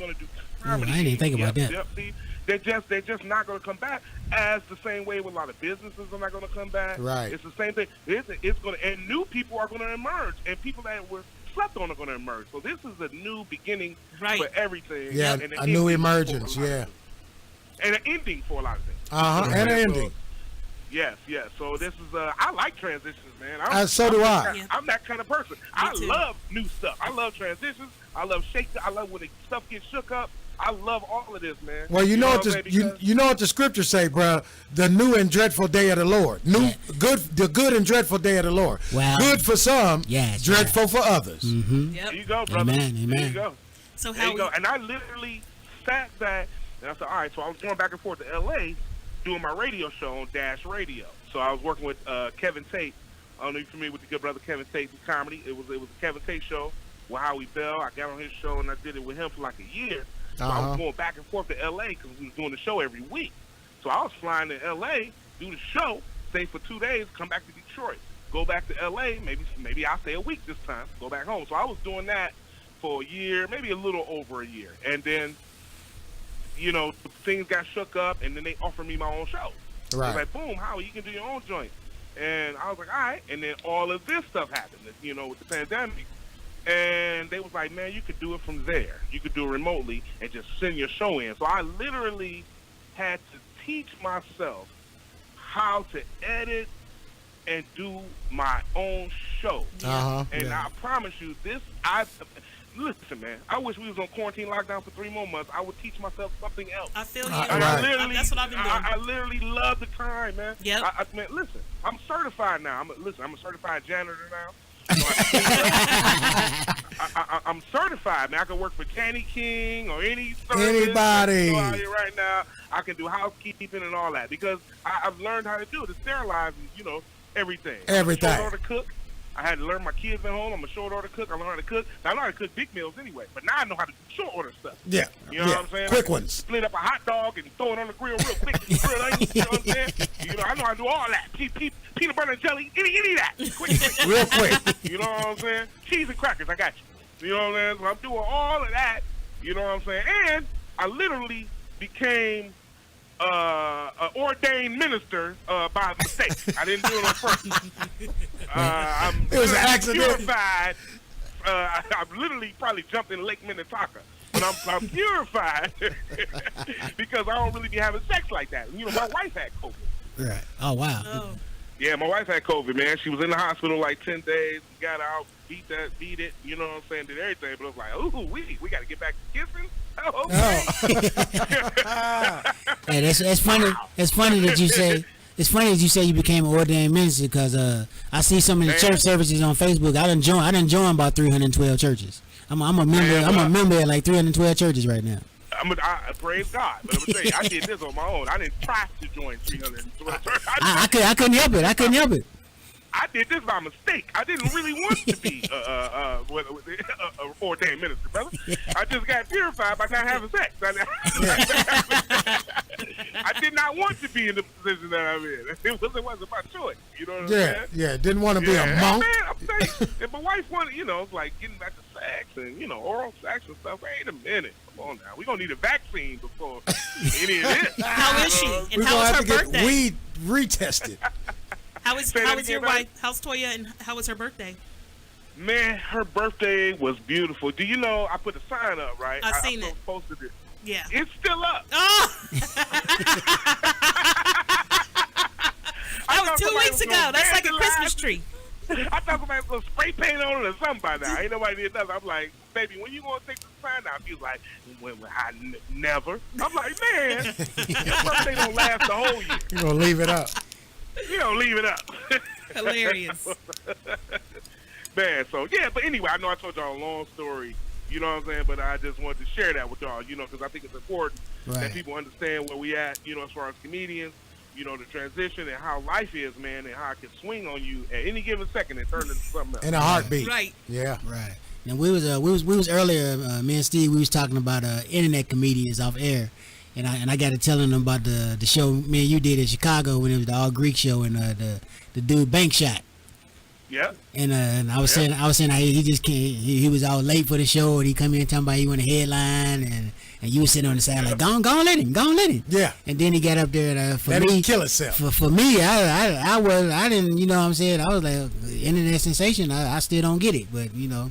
Listen, he bombed so hard. Like it was. And I'm gonna so say we all bomb. You know what I'm saying? We all have our moments. The heat with the arrogance, with the come in late, and I'm a headline, and I'm gonna do this and that, man. And you bomb. Right. You deserve that. Yeah, you can't recover. You deserve everything to come with that. Right. Sure enough. Yeah, that you was know, hopefully you'll learn a lesson from that. Hopefully you'll grow from that. But you deserve that. You know what I'm saying? You deserve that. Man, he got up there with that popcorn bubblegum comedy. Man, them people was like, man. And the show started late. Man, get out of here. Right. Yeah. But it started late because of him talking about he gonna be the headliner. I'm like, man. Because of him. Right. Exactly. Right. Exactly. So you what? Know, sorry, go, man. Sorry. So what else been going on with you besides this? Besides non-comedy related and cooking and ministry, and what else been going on with you? And laying off a sex. Right. You know what, man?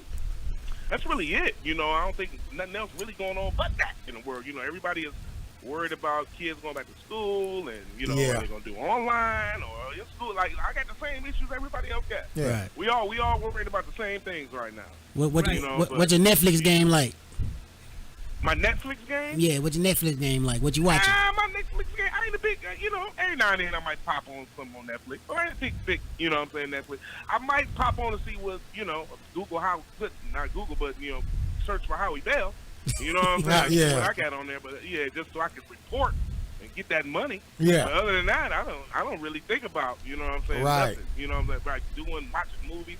Man, do you know how hard it is for me to sit down and watch a movie? I feel you. I just said that today. Oh my God, It's it hard. takes a lot. Yeah. I gotta wake up at 7 in the morning, put it on at 7:30, and just watch it, and then I'll be good. If I can get it out the way early, I do too much, man. That's I me. can't sit down and watch a movie. That is me. You know what I'm saying? It's hard for me to do that. That's my So wife like, tell me. As soon as we start watching the movie, my phone going off. She like, you Man, can't even you watch nuts. the damn movie. Yeah. I'm like, yeah, you right. I gotta take this. I gotta take the call, and I'm not that interested. Right. I mean, it's like, you know, as artists, man, it's so hard for us to get interested in artistic things. Uh-huh. It It is. is. As That's crazy true. as that sounds. You know what I'm saying? Like, because we're so caught up in being creative on our own. In our own way. In our own You right. know what I'm saying? Yeah. That it's hard to sit down. Man, I got so many friends that's been working and doing TV shows and all that, man. They be clowning me because I don't be watching these shows. And I have to be like, all right, man. I'll see it. I'll watch it. I'll get it Let me in. sit down and watch it. Yeah. then it's good when you finally do it. So it's not like it's trash that you're looking at. It's just that it's hard to get into it as an artist. For Yeah. me. Yeah. For me. I'm with you. Yeah, I'm like, you know, I don't know about other comics, but I don't watch comedy on television. Not well, stand-up comedy on television. Right. I can't do it. You know what I mean? I don't It's want tough. anybody else's jokes easing into my psyche. Yeah. And I've heard a lot of comics come out and think something was theirs, and I'm like, you've been watching comedy on television. I could tell because it wasn't yours. And you can't. You, You've been watching comedy on TV. right, right. You Not came being with creative. a straight up scripted, you know what I'm saying? Uh-huh. Non-personal bit. Right. And you could tell, you know. Now when you flying back and forth from Detroit to LA, and then when you getting out in LA, are you auditioning for anything or trying for? I am. I've been auditioning for a bunch of stuff, man. Commercials. I've been doing auditions from Detroit. Right. I've actually been sending in video. I auditioned for a few different things for BET, for like some pandemic stuff and some commercials. I mean, I didn't get them. You know what I'm saying? But, you know, I did some things with my family. I had my kids on a couple auditions. So I've been doing a bunch of stuff, man. I just haven't popped. It's funny that I have yet to get something in years from an audition. Right. Most of my work comes from, hey, man, I want you to do this. Right. They come to you. They come to me, but I still try to go to the industry. Right, sure.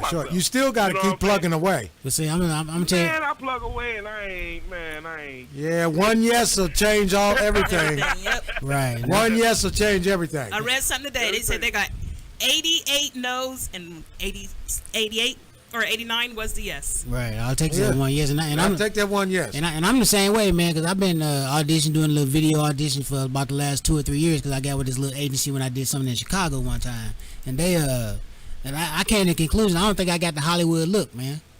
And I see, them auditions how you doubting yourself. Right. And that's the thing about it. You do so many and you keep not getting them, you think that you're not good enough, or you start doubting what you are, who you are, and that's just not the case. You know, a lot of times, man, they're looking for something. Right. A certain something. You're not it. Yeah. And that doesn't mean you're not good, though. Yeah. Right. Yeah. That does not mean you're not good or not qualified or don't look good enough. Or won't be it for something else. Well, I'm gonna tell you. I'm gonna tell you my worst. For something else. It's all about what they're looking for at that time. They just want to see a lot of different people to make sure that they're getting what they're looking for. Right. So it's like you know, you got 10 pieces of candy. You know you like the strawberries. Well, let me try this root beer. I tried it, but I knew it was bad. Right. But I still had to try it. You know what I'm saying? So that's all it is. If you could pick one person to network right now, to network with, who would it be? If I could pick one person to network with, yes. You know what's funny? I network with a lot of people. If I had to pick somebody that I haven't networked with, I would love to. Wow, so many. That's a good question. I would love to work with what's her name? Her name is in there. Her name slips me right now, and starts with a T. Tiffany Haddish? No, not Tiffany Haddish. Tashina Arnold. Oh, Tashina. Pam. Yeah. Tashina. Don't say Pam to her. Oh, don't you dare it's call like saying, her Pam. It's like saying Dynamite to JJ. I done seen her cuss out fans, and they just like being fans like, Pam, you know. I ain't no damn Pam. You know, and all of that. She works with Cedric the Entertainer on his show, The Neighborhood. Right. And I've met her before, you know, but I like her vibe. Like, it's something about her vibe. She's a really good actor. So she like is. So I would like to network with people like that. Mm-hmm. Like I like people that you may not necessarily think of like that. You know what I'm saying? Because I've been being around Hollywood a lot and shit. I mean, you get a chance to meet people. Yeah. And you get time to really see who's who, like kind of, you know, on the personal level. You know what I'm saying? And some people, man, are really cool, man. You'd be surprised how many people are really like us. Right. You know what I'm saying? Oh, really sure. Laid back, but still humble. They're just trying to keep their opportunities going and to try to make money. That's all they're trying to do. You know what I'm saying? That's really it. In a nutshell. It ain't too many people that just looking for the glamour and the glitz of being like a star unless you're young. You know, the young guys look for that, the young cats. But the working artists, we just want to work. We like the craft. Yeah, because those young people are still faked out by the illusion of Hollywood. Right. Absolutely. Hollywood will have you thinking, man, like, you know, you come here, you can blow, you be a superstar. Like, that's not it. You know what I mean? It's for working people. Yeah. Hollywood is like Detroit with cars. Just, it's movies. So you have many people that work at the plant. You know what I'm saying? At the factory. At the movie plant.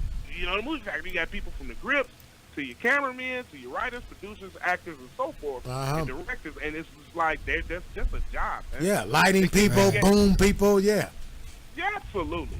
And they go from this, and they go to the next job. Go from that job, they go to the next. They complete this project, they go to the next one.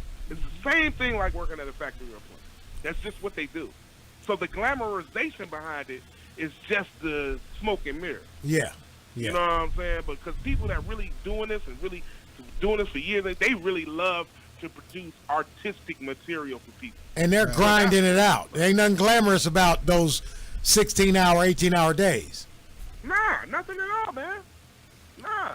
And big up to you. You work in Hollywood, you know, like, man, it's a lot of work. A lot of work. You know what I'm saying? Like, it's a lot of work. It's a lot of mental stress as well. So, you know, you gotta, you know, people, you know, I hate when people just throw that word out, man, you Hollywood, or you doing this, or you got some LA stuff. You know, like, nah, man, I'm going to the factory when I'm Yeah. It's business. And big up to your fellow Detroit homie, Sean Larkins, for being a writer on that show. Absolutely. Sean Larkins being a writer on the show. And Sean Larkins travels with Cedric the Entertainer as well. Like, I hit the road with that, too. Right. So we do, you know what I'm saying, road to me, Sean Larkins, and Malik Sannon. Malik Sannon is always with him. JJ has been, comedian JJ Williamson has been with him for a long time too. Right. I'm actually the newest one to really go out with Sid. That's like all what's those up. guys, Sean Larkins, Malik, JJ, they've been around. You know what I'm saying, for a long time. I'm kind of the new guy on the block. You know, we're going out with him. But Sean Larkins and Malik both write for the show. Right. and for the neighborhood, and Sean Larkins also just got a new part on the show, so he got a new role. Oh, So he's how about writing that? and performing on the show. So Sean Larkins is doing this really big shouts out to my boy Sean Larkins, who used to be called Big Sean. Big Sean, yeah. Well, Sean Larkins, he went Hollywood on it. See that? Yeah. He went Hollywood. He went Hollywood. I know you got street now. I know you got some funny stories from that tour. Funny road stories. Oh man, you know what? So much fun on the tour. It's so much learning though. Like just to sit, and chop it up with, Cedric is it's something special, man. When you get your chance to just holler at G's like that on a personal level for periods of time, man, you learn a lot. Yeah. Right. So I mean, we had a lot of fun. You know what I'm saying? But you learn a lot. I'm gonna tell you something though, man. I called myself. We was at a casino doing a show, man, and I started trying to gamble with them. Man, I lost a quick $800. I was like, you know what? I'm out. It's the same for me. They only paid me $1,500 for this show. Yeah. I just lost $800. Yeah. Never I'm mind. a fool. I done gave $800 back to the casino, man. I was so hot that night. Right. I was like, man, I gotta go back to the D. He going back to the crib in Hollywood. Yeah. The Big gotta house. keep it in perspective. The funny thing is, my next question was, if you could do one thing all over again, what would it be? That might be it. If I could do one thing all over again. Wow. Go bold. Good question. Start comedy earlier. I did a show in L.A. at a comedy at a real small comedy spot. A little bar, maybe hold about 25, 30 people. It probably was about 7, 8, 9 people there. And I went up, and I shouldn't have. I was drunk. And I went up and bombed so hard and started cussing everybody out. And that if I could take that back, I would, because 2 people was in the audience that were 2 of the 8, which was Mary and Lindsay. Oh man, I love her. I love Mary Lindsay. Oh gosh, she probably never forgot that either. Yeah, if you don't know who Mary Lindsay is, she owned Jokes and Notes in Chicago. Yes. Right. Which I worked at several times, and Tamara Goins. don't know I if y'all hit know her Tamara up the other Goins, day. but Yeah. she's a very really, really popular agent Yeah. in Hollywood. She deals with a lot of black artists and black comedians. So both of them were in the audience, and I cussed everybody out. And Tamara called me the next day like, why would you do that? We were trying to sign you, Howie. We were trying to she's put you I up was on like, something. hey, I was drunk, I was drunk. That was yesterday. What's happening? But if I could take that one back, I would. Because you never no matter how many people in the audience, man, you can't play the club, you can't play the people. Right. And you gotta, and if I should have just said, no, I'm not going up. Yeah. Above it. And that's one thing you learn the older you get in comedy. It's like, nah, you ain't gotta take everything. You don't have to do it. You know what I'm saying? Like, just say no sometimes. It's okay. Right.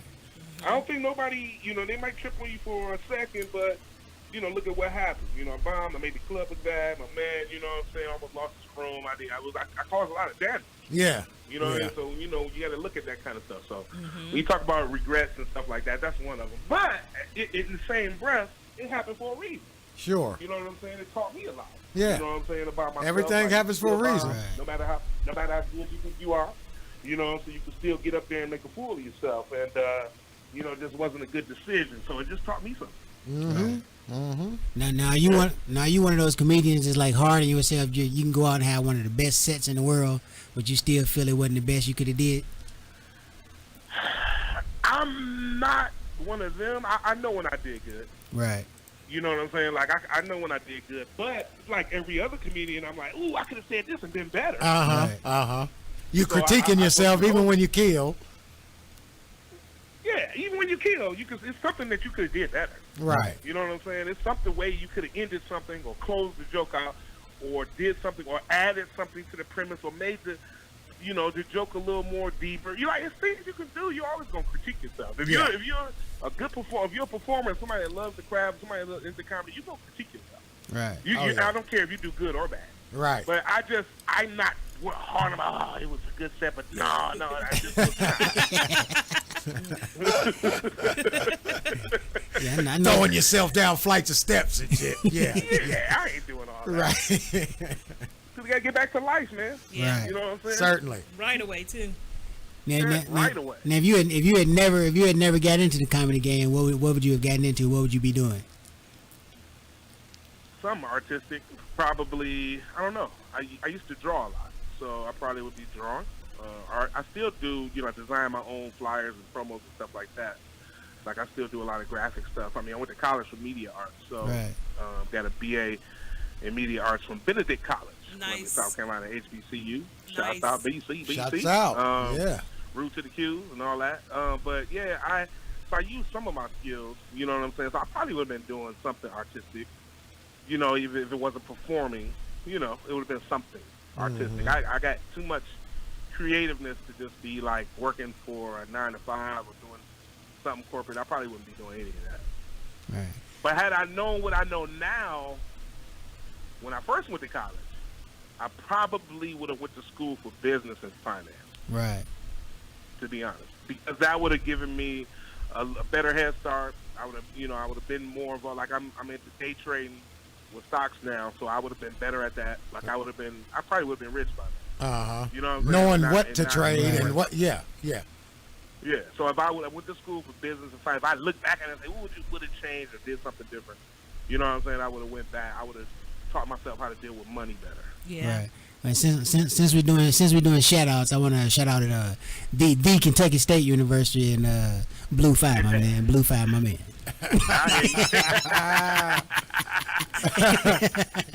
Howie, when this whole pandemic ends and hopefully we get back to doing things regular, can you speak to some of the promoters that may be listening right now on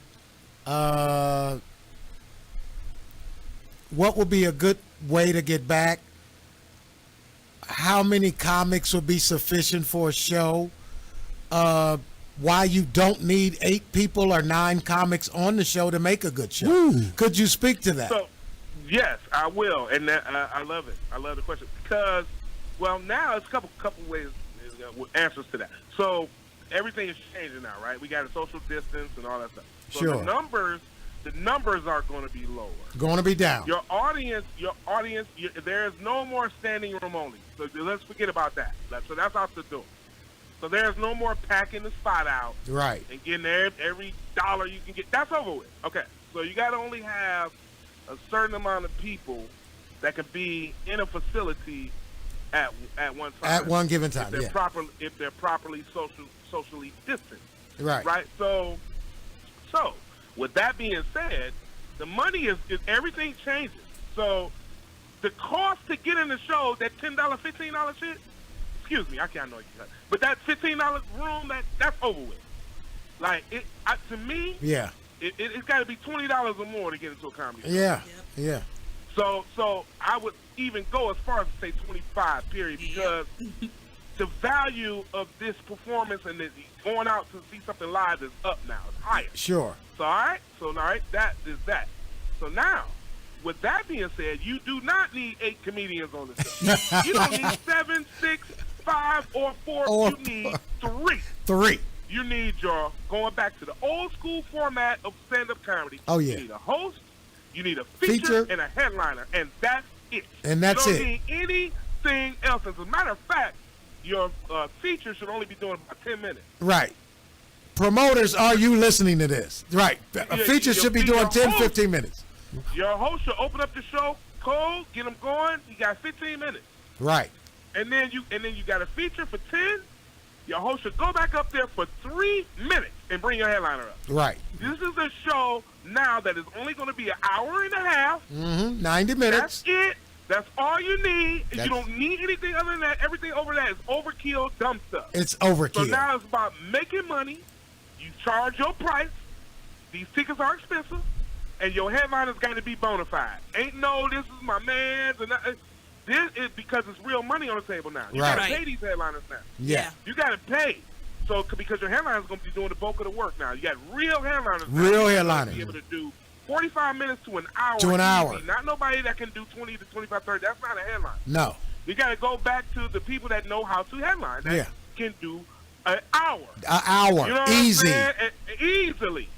And not be shook. Right. And that's where we got to go back to. Because you speak to the promoters, I'm talking to them now. They hear, they listening. Change the game, but you'll still make your money. Raise the ticket price up, but you got to pay your headliner, but you don't have to pay 8 people. It's you simple don't. math. Right. Thank you so don't have much. to split the money up between 8 people. Right. That has been so stupid to me anyway, even before this. Yeah. Right. You know what I'm saying? It's like, why are you doing that? Howie, we can only give you $400. But you got 7 other people on the show? Yeah.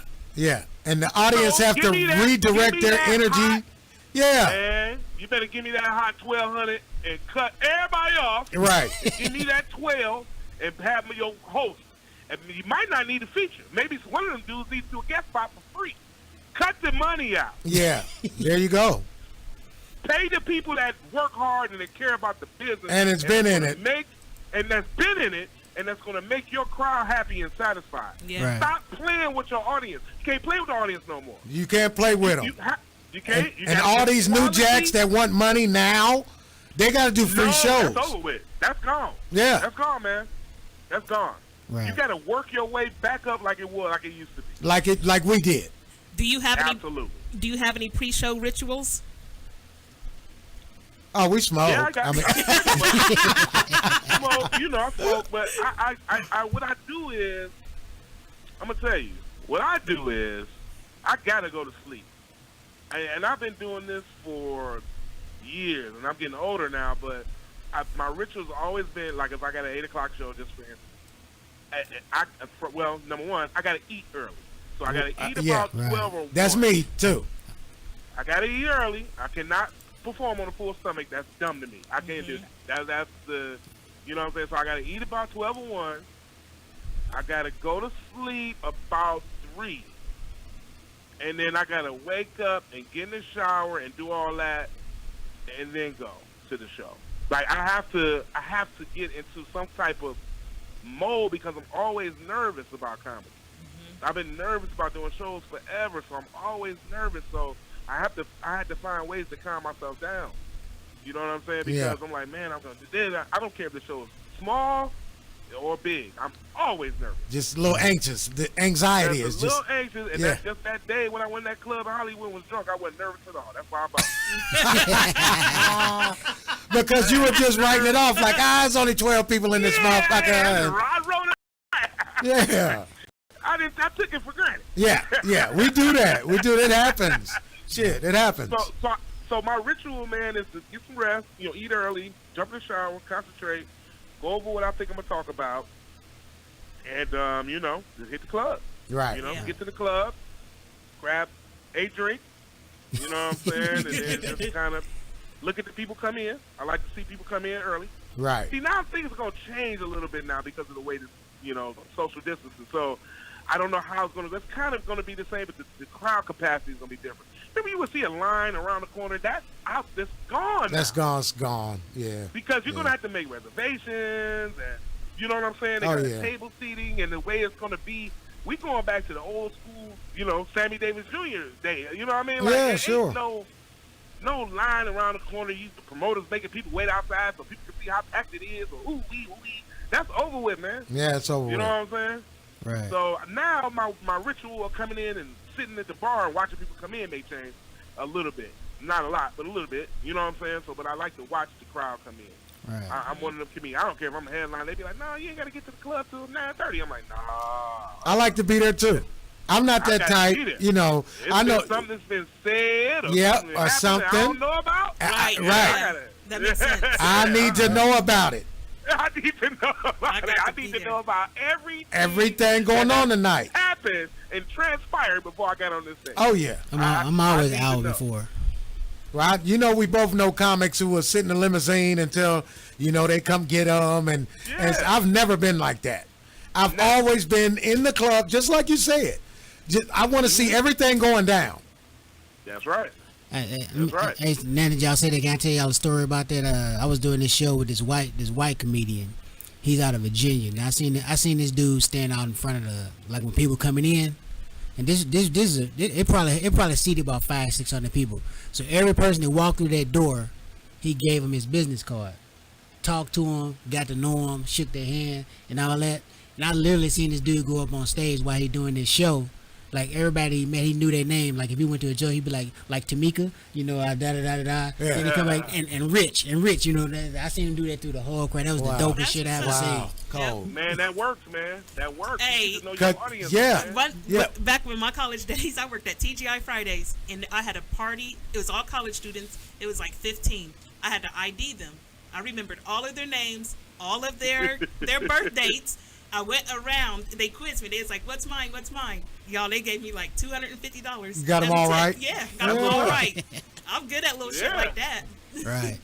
That's it. They do And, it. and that's how you do it. You know, like just getting just that little bit, you might get extra laughs. Man. Like I Right. sat down, you know, and walked over to a table, like, "What y'all doing?" And they like chilling. They ain't know who I was. I'm like, "I'm about to go up." They like, "Oh, you want a comedian?" And I'm like, "Yeah." They was like, "Oh, okay. Where you from? You better be funny." You Yeah. know, but the thing about it is, you getting to know that table Exactly. might have helped your show. Oh, You know yeah. what I'm saying? Yep. Like, They you think they know you personally now. Yep. yeah, so now you go up, they really want to listen. Oh, as yeah. opposed to somebody that they Make didn't us have laugh. any Make us interaction. laugh. They're like all in. It's called massaging your audience. Uh-huh. Yep. Sure. You got to massage them a little bit. That's Walk smart. around. Talk to people. Right. Don't be too seen, but, you know, Just a talk little to bit. people. You know what I'm saying? People love when you talk to them. Right. And that's another thing we got away from people. This superstar status, you know, you walking out, you come in the club, you go up, like you say, sitting in the limousine, and then you go up, and then as soon as you're done, you walk out, you leave. You Yeah. leave the town, you leave the city. You leave the Man, city. That is some of the most selfish, artistic. Yeah. You know Oh, what I yeah. mean? Like, Oh, yeah. it's selfish of you. Oh, Because yeah. you got to give the people more of that. Yeah. You know, they want to know who you are a little Yeah, bit. yeah, for sure. I've heard a star like say, somebody say, "Let's go sign some autographs," and I'm not gonna say anybody's name, but this certain person who was in movies and everything said, "What for those peasants?" He called the crowd peasants. Peasant. He said, "What for those peasants?" Because he didn't do very well that night, Right. and so he called them peasants. Wow. I couldn't believe Yeah, it. see? I was like, Come on, "Those man. peasants just paid to see you. That's whose money you Right. got in your pocket right now. Those peasants." Right. From those peasants Yeah. that you dogging out. That you dogging out because That's you didn't why I move said- them like you thought you would. Man, let me tell you something. That's why getting back to like cats like Cedric the Entertainer, you know, being on the road with him, I saw him say, all right, he got off stage, you know, he'll come back in the dressing room, you know, wiping his sweat off with the towel. He's like, Howie Bell, you know, how was that? I'm like, man, that was incredible, you know, because we always, you know, critique, Right. you know, shows and stuff. He's one of the old school like that too. Yeah. You know, like he like, man, whew, man, did you see that lady in the front? Like he's one of them. Like he still has the old school comedy and Sure. like to talk to the other comedians about the show and his Uh-huh. performance. And even, you know, he's like, Howie Bev, you see something, man, that, you know, you want to help me out with, man, just let me know. You know, bump up a joke or something. You know, like he's one of them real dudes. Yes. You know what I'm saying? So Yes. just to see him after a performance, after he busts his butt and rocked the crowd for an hour, he goes back out, you know, after leaving the dressing room and go back out and does the pictures, Right. the autographs, and Mhm. everything, man. Like, hey, he, you know, that guy has a line waiting on him, but he doesn't make him wait too long. Right. Right. You know, he ain't coming backstage trying to drink and that's them peasants. He ain't doing None of that. You know what Yeah, I'm he saying? respects He them. He's respectful. He wiping his sweat off. He's taking a drink of water, and he's going back out there to deal with the people. Man, I have so much admiration for that, especially for a person of his stature. And Oh, his yeah. level. Right. Yeah. You know what I'm saying? So That's a dope connection, Howie. He let me eat off his buffet. I was like, that's what's up. absolutely, absolutely. Yeah. One of the best guys I know in the game. You know Yeah, what I'm me saying? too. So, Me too, by far. Yep, best guys I know in the game, man. Him and Ricky Smiley. That's another good. Oh brother. yeah, Rick too. Rick too. You know what I'm saying? Rick is And I hate to very, get very into good brother. To the shouting out the names, but that's a Ricky Smiley's a good guy, man. Cat Williams is a good guy. Cat Williams, let me tell you a quick story about Cat Williams. Cat Williams story number 2. I got so many stories. Let me tell you about Cat Williams. Cat Williams, man, you talk about unselfish. Cat Williams has came to Detroit, right, to do a show. And, you know, I've been on the road with him, too. So, like, to say I wasn't on the show with him this particular time, like, he would come and hit me up, like, hey, man, you know, come down to the Fox. meet me down here. You know what I'm saying? I'm coming up, man. Damn, all right, Cat, can I go up? Like, man, Howie, down, it ain't enough time on this show. Yeah, but here, take this. Just give me some money, bro. Oh, that's love. Yeah. Like, that's the kind of guy this guy is. Yeah. I don't, if anybody that really knows Cat Williams personally, Yeah. they know what I'm talking about. Uh-huh.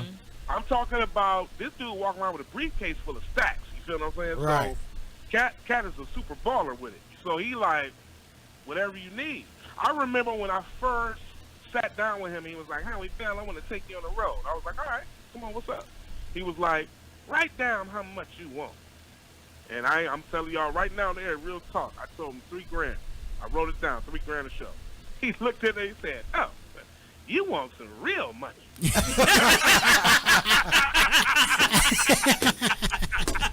Hey, look. Dude reached in his briefcase, gave me $3,000. Nice. I'll see you on the 3rd, or whatever day the show was. Gave me the advance, no contract, no nothing. Nothing. Right. Reached in, got that, and then said, how much weed? I know you smoke, Howie. I said, yeah.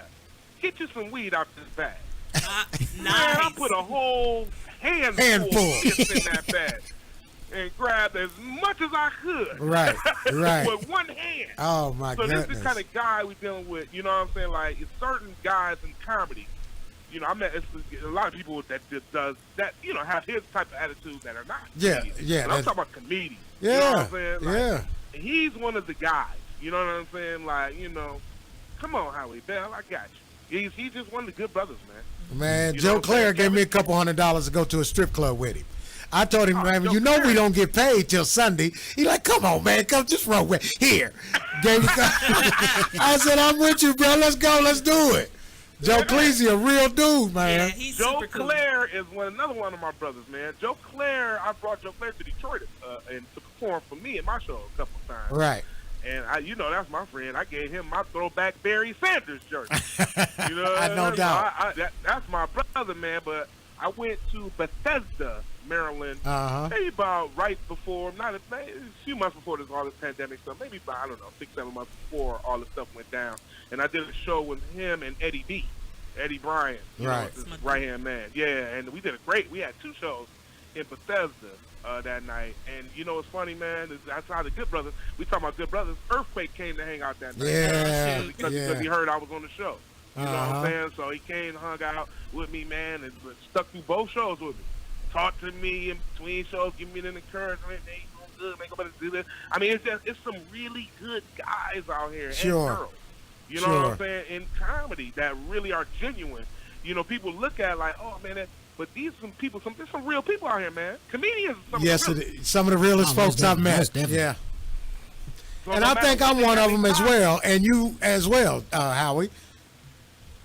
Say it again. I said I think I'm one of them as well, and you as well. Oh, Stephen G, man, you ain't never stopped being a real one. You know what I'm saying? Like, you ain't never stopped. I remember you told me the story about, you've been hot about this for years. I'm going to take you back now. Hey, Stephen G, get to talking. Hey, don't let him tell you about Mike Epps stealing his joke. Hey, we just heard that story. Yeah. Man, Stephen G, get to tell that story. He get hot. Yeah. Mike could tell the truth now. Like, so what? Then he'll tell the truth now. Yeah, I did it. He done told me and shit. Yeah, I said it. Damn. Man, I'm telling you, I was the first one to come up with the real person on the hood of the truck. Come on, man. Right. The real ornament. The order, that was me, nigga. That was you. Hilarious. Oh, man. Man, you can't be bad at comedy, man. You can't, man. It's just a funny business, It is. and we all have been dealt cards that we didn't like to play, but we all have had our opportunities, and we've all had our spot in the light. You know what I'm saying? Sure. Where we shine. Sure. So, God has and- blessed all of us, yeah. Yes, Yeah, man. man. Yeah, and more importantly than that, we've blessed numerous people that we Sure will we never have. encounter again. Sure we or have. Don't know them from Adam, but we have made their day. I got a message, man.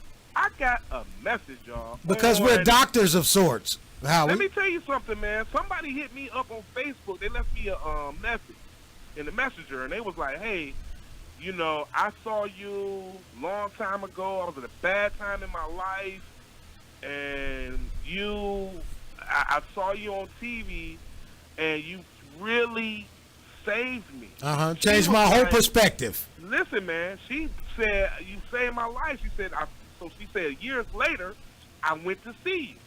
She said, I actually saw you at a comedy show. And she said, and we left because we had to leave early. So we didn't get a chance to finish our show, and I cried to my husband. She said, I cried because I was so mad that I didn't get a chance to talk to him, talk to you, because of how you changed my life. So I just got this message. It was in the last week. Wow, that's beautiful. That is. And this is somebody. She talking about years ago, man. So it was so deep. It brought me to tears. I showed my wife. I was like, baby, man, this is crazy. Just look at this. Yeah. And she sent a long message, about, her life and how I changed it at that moment, just from making her feel good, making people laugh. Sure. And saw me again later on, wanted to thank me and couldn't, and felt bad about that. It had to be one of the deepest messages I've seen somebody sent me. You know what I'm saying? Well, Howie, I tell all comics, we're doctors of sorts. And just like it's a whole bunch of different doctors, there's a whole bunch of different comics. There's doctors for different things. You got nose, throat, and ear doctors. I think me and you, like us on the highest echelons of this comedy, are like open heart surgeons and brain surgeons. Right. It's just like you got an ankle doctor, a foot doctor, a knee doctor. You got a doctor for everything. But we're like open heart surgeons. We really saving lives. You know what I mean? Some people are wrapping up. We're saving lives, bro. As I've heard so many people come to me, bruh, they drugged me out the house. I was not feeling it. But after hearing you, man, you changed my whole perspective. Now I feel like I'm going to have me some, you know what I'm saying? Like somebody was almost suicidal. Laughter is the best medicine. Go ahead, Mickey. Oh, I said laughter is the best medicine. It certainly is. Let me tell you something. Not only is it the best medicine, how about this? Let's take it a step further, because I know we ain't got that much time left. So I want to do this. How about every time a comedian passes away and dies, it is heartfelt by all of us, the nation, or the world. Oh my God! We were just talking about that earlier. You can. I'm telling you, man. We take each other for granted while we live, but we really do. You can. A comic, man, is like taking away. It's like taking a piece of your funny bone out your body. You know what I mean? Like, sure. Comedians bring so much joy.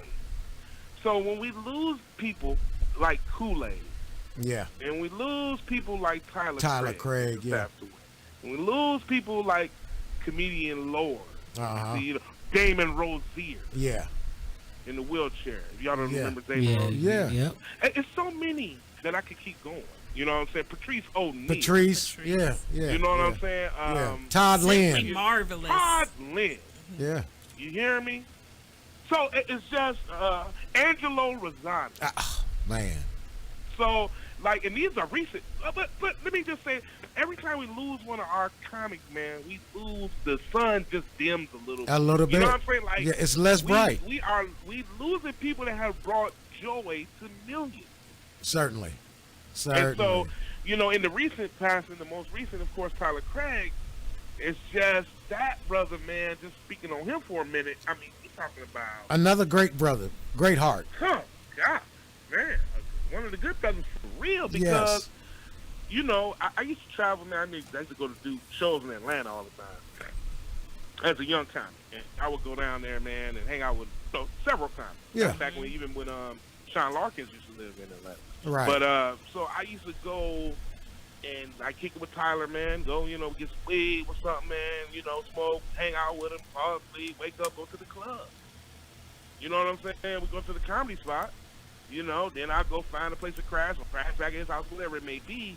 But that's the type of relationship, comedians have. Yeah, people we don't do. understand how personal comedians are with each other. They have no idea. And what's crazy is they really don't have an idea. When Tyler died, DC Curry texted me and he said, "Did you hear about Tyler Craig?" And I said, "Yeah, I just heard." Because Cherry actually hit me up that morning. And then I said, "What's crazy, DC, is you're the person that introduced me to Tyler." And he's like, "You know what? I actually remember that." We was backstage and they were doing some show. I forget where we were, but yeah. Tyler's the coolest. Yeah. I mean, he would be headlining, and you have DVDs. He would have DVDs, and you know you're supposed to kind of let the headliner get there. He'll be like, "Come on, you ready to go sell some DVDs? Yeah, let's sell together. Let's sell." Absolutely. Oh, he was so cool. Super cool. Super cool. Yep. Laid back. Very mellow. Man, it's sad. Very mellow, very laid back. You know, Tyler used to like to get, you know, twisted too. Yeah. Me and him Yeah. had our days. Yeah. You know, we used to drink and smoke. You know what I'm saying? You know, a lot of times, man, I look back at the days of the pre-pandemic, Right. and say I'm glad that quarantine happened a lot for me because, you know, I go hard. You know what I'm saying? Like if I have to do a hard show, I go hard on stage. I like to party hard because I work hard. So I might be up till 4 a.m. drinking and smoking after a show. Yeah. And eating bad food, fried chicken, and you know what I'm saying, stuff from the kitchen. And that I'm not poppers supposed to and eat at the jalapeno time. poppers and everything. Yeah, at 3 in the morning. Man, let me tell you something. This quarantine helped me, man. Yeah. It's been like rehab. Yeah. You know what I'm saying? Because I really have gotten into perspective. Like I still, you know, have me a nice drink every you know, now and then. But I'm not still no stranger to that. But just that late night from that 12 at night to 5 in the morning time. That period, bad living.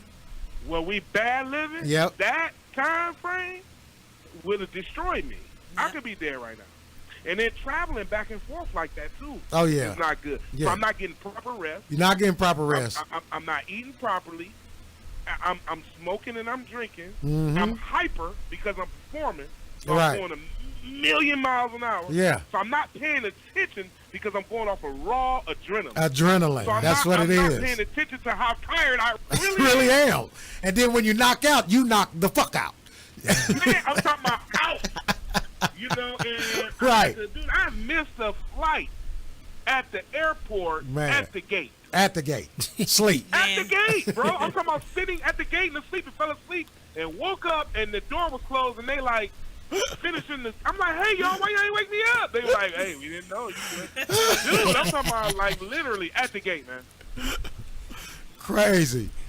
That is the life that we have been living. Yep. And people just need to hear these things. That's why I'm kind of a little passionate right Yeah. now. Yeah, they do. I think these are some of the things that I never really talk about, you know, on the air or with, you know, but these are people need to hear these stories, man. Comedians are workaholics. Yeah. And if you a real comic that really love comedy and you need this money to pay your bills, you Right. gonna go for it. You going for it. You super hustle, man. Super And hustle, you man. super hustle. Yeah. That's why people be like, how we feel? You charge a lot. Yep. I sure do. Yeah. And it's taking a lot out of my life to come here to do this. Yeah. Because Yeah. guess what? When I get on your stage, I'm giving you 100% of everything I give everybody else. Yep. Each and every time. I'm not shortchanging you. I'm not doing nothing less. I'm going for it. Matter of fact, I'm going to try to make this the best show I've had up to date. I'm going to try to So sweat 3 more beads than I did last time. Come on, man. Yeah. You know what I'm saying? And so I'm giving you my all of me. I'm giving you a part of my life. I'm giving you my soul. You're going to pay for that. Yeah. You got to pay for Now, that. if you don't want me to do it, that's fine. I know another comedian that'll do it for you. And he's good, too. Yeah. And he'll But do it he's for not that me. amount. But I know some people that can do it for you. Yeah. I'll turn you on to somebody else. I But tell if you people that want- all the time. Come on, man. But if you want me to do your show, man, I had people call me, man, to do backyard party, personal. Come do my backyard, man. I got 150 for you. Dude, are you out of your mind? Yeah. Yeah. I should be charging you $5,000 to come to your backyard party. That's a personal appearance. That's personal appearance. Yeah. Yeah, I'm Yeah. coming to your house. You know what I'm saying? Like, are you kidding me? Like, people got it backwards. Especially black people, we really think that black people funny with this. Man, I just want you to go up and just do about 10 to 12 minutes. And let me tell you something. That 10, 12, it's me showing up, bro. Yeah. You paying for It me still showing costs up. the same. It's the same. I don't care if I do 10, 12, or 30, or 45, bro. It does not matter. It costs the when same. you paying for me to come to a personal appearance at your crib, which is now we about to get into because of the pandemic and all this stuff. Right. All these personal comedy shows pop up. But now that I'm coming to your house and are coming to your personal domain with your family and your friends. This ain't a favor. Right. Dude, you gotta pay for that. Exactly. Right. Yeah. If you had Drake coming to your backyard party, do you think he's going to come for $2,500? Dude, he's charging you more than he would for coming to a big place. Yeah. It's personal. It's personal. It's personal. Come on, man. Absolutely. Don't let me get to talking about this. Man. Absolutely, brother. I'm with you. Yeah, I know. It's real though. I mean, it's just real. It is what it is. Right. It is what it is, man. And this quarantine pandemic riot we've been in has taught us how to think better. Well, and if it hasn't taught you how to think better, excuse me, not better, but more critical. More clearly. If it hasn't taught you how to think more critical, then you're a fool, and you've wasted your time. Yeah. Because God gave us all these last 4 months to get it together. Right. And if you haven't got it together, you're a fool. Yeah. Get yourself together. I knew that was coming. Your shit together. Well, that's what's up, man. That's what's up, man. We It's been good, man. I hate to, I know I didn't took up all your time. No. We needed that time, but yeah, we appreciate you, dog. Yeah. But before we get out of here, we gotta go back to something we was talking about earlier. And this is a question that I ask everybody that comes onto the show, no matter what you do in your life, whether you're a rapper, artist, comedian, or whatever. Now, we was talking about promoters and how they need to change the game earlier. Now, I want you to take your mind out of being a comedian. You are now the promoter. You get to promote the all-time ultimate comedy show. Who do you got on this show? Since you said you only need 3 as your host, your feature, and your headliner, and it can be past or present. Well, man, coming back out of this, if I had a chance to do a show, promote one, big show right now coming out of this, my headliner is going to be Tony Roberts. Okay. And my feature is going to be Just Niche. And I'm going to host it. And even if I'm the promoter, I'm going to still host it. Right. And I'm going to host it. I'm going to bring up Just Niche. If y'all don't know who Just Niche is, female comedian from Chicago, but one of the funniest in the nation right now. I would bring her up for 10 minutes, and I would let Tony Roberts rock out for an hour. Right. And that would be my coming back out show as a promoter. Okay, now let's take another twist on it. If you can have that promoted show with 8 comedians on it, who are your 8 comedians? Joe Hill from New York. Okay. Davita D from Brooklyn, Wildin' Out. Black Ron from Texas, from Dallas. Black Ron. He's also on Wild Out too. Sometimes he does fine. That's 3. Mike Larry from Detroit. Mike Larry do a lot of gospel shows, don't he? Yes, he does. Yeah, I was supposed to be on one with him, but it got canceled. He's very funny. Yeah. That's 4. Josiah Jones, new comedian too, out of Detroit. Josiah.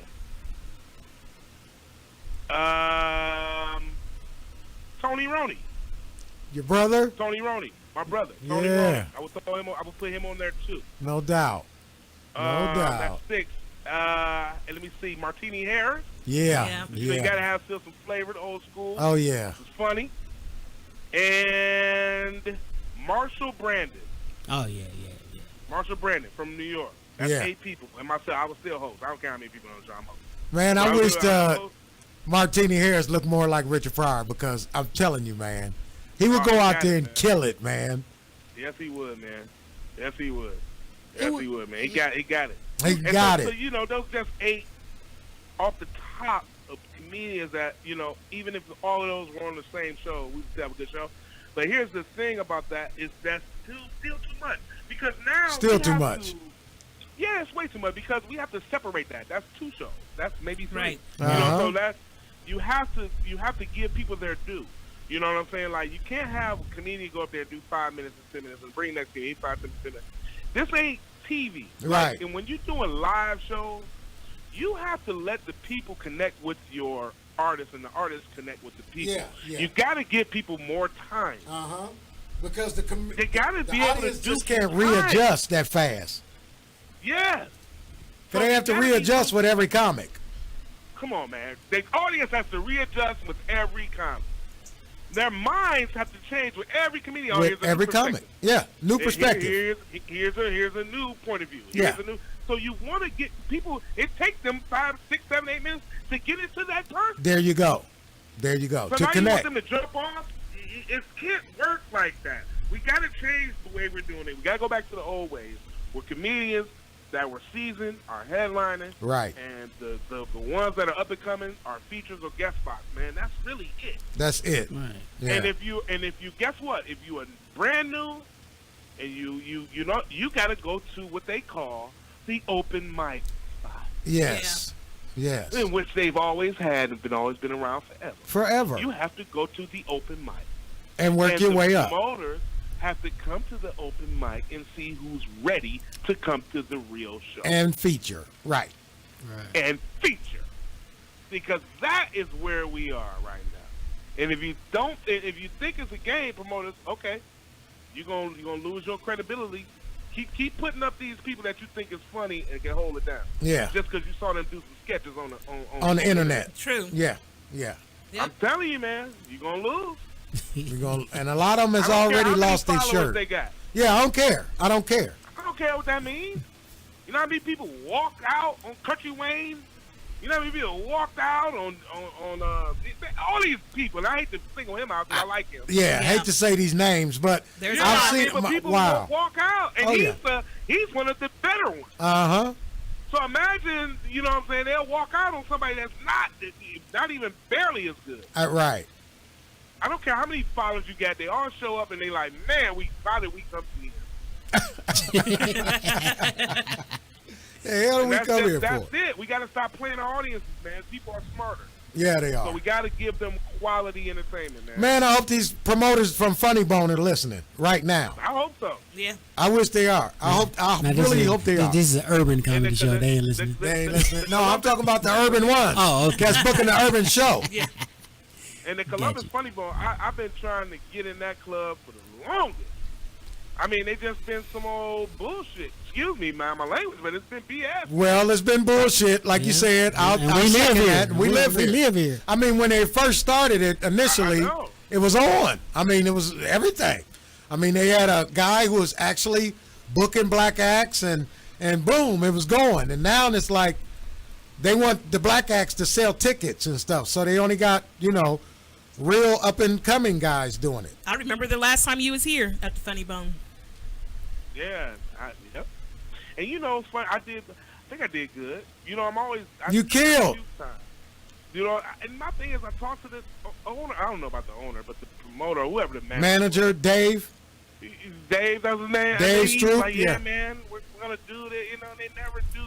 And my thing is like, why do they do that? Why are you even working in that managerial position if you're not going to be really bipartisan when it comes to the comedian? When it comes to the comedian, because funny is funny. Come on, man. You gotta book people that are funny that can bring you. You know that they do good work, man. What are you booking the same people over and over? Man, that's why I couldn't. That's another thing. Yeah. Promoters, stop booking the same people over and over again. Yeah, really. The same people. More than 4 comedians. Exactly. Like, dude, you're booking the same act over and over. I'm like, come on, man. There's people out here that are qualified to do this job. Yeah, no doubt. It's like at the Funny Bone, they wouldn't respect the Urban Night. They had no respect for the Urban Night. Even when they were booking, that one night was making them just as much money all weekend. Yeah, it was, but they didn't respect it. I bet you that was still their biggest money making. It was. Cherry just said that. It was their biggest money making night, but they didn't respect it. And I'll tell you why they didn't, because you could call up there the day of the show and they wouldn't know who was headlining.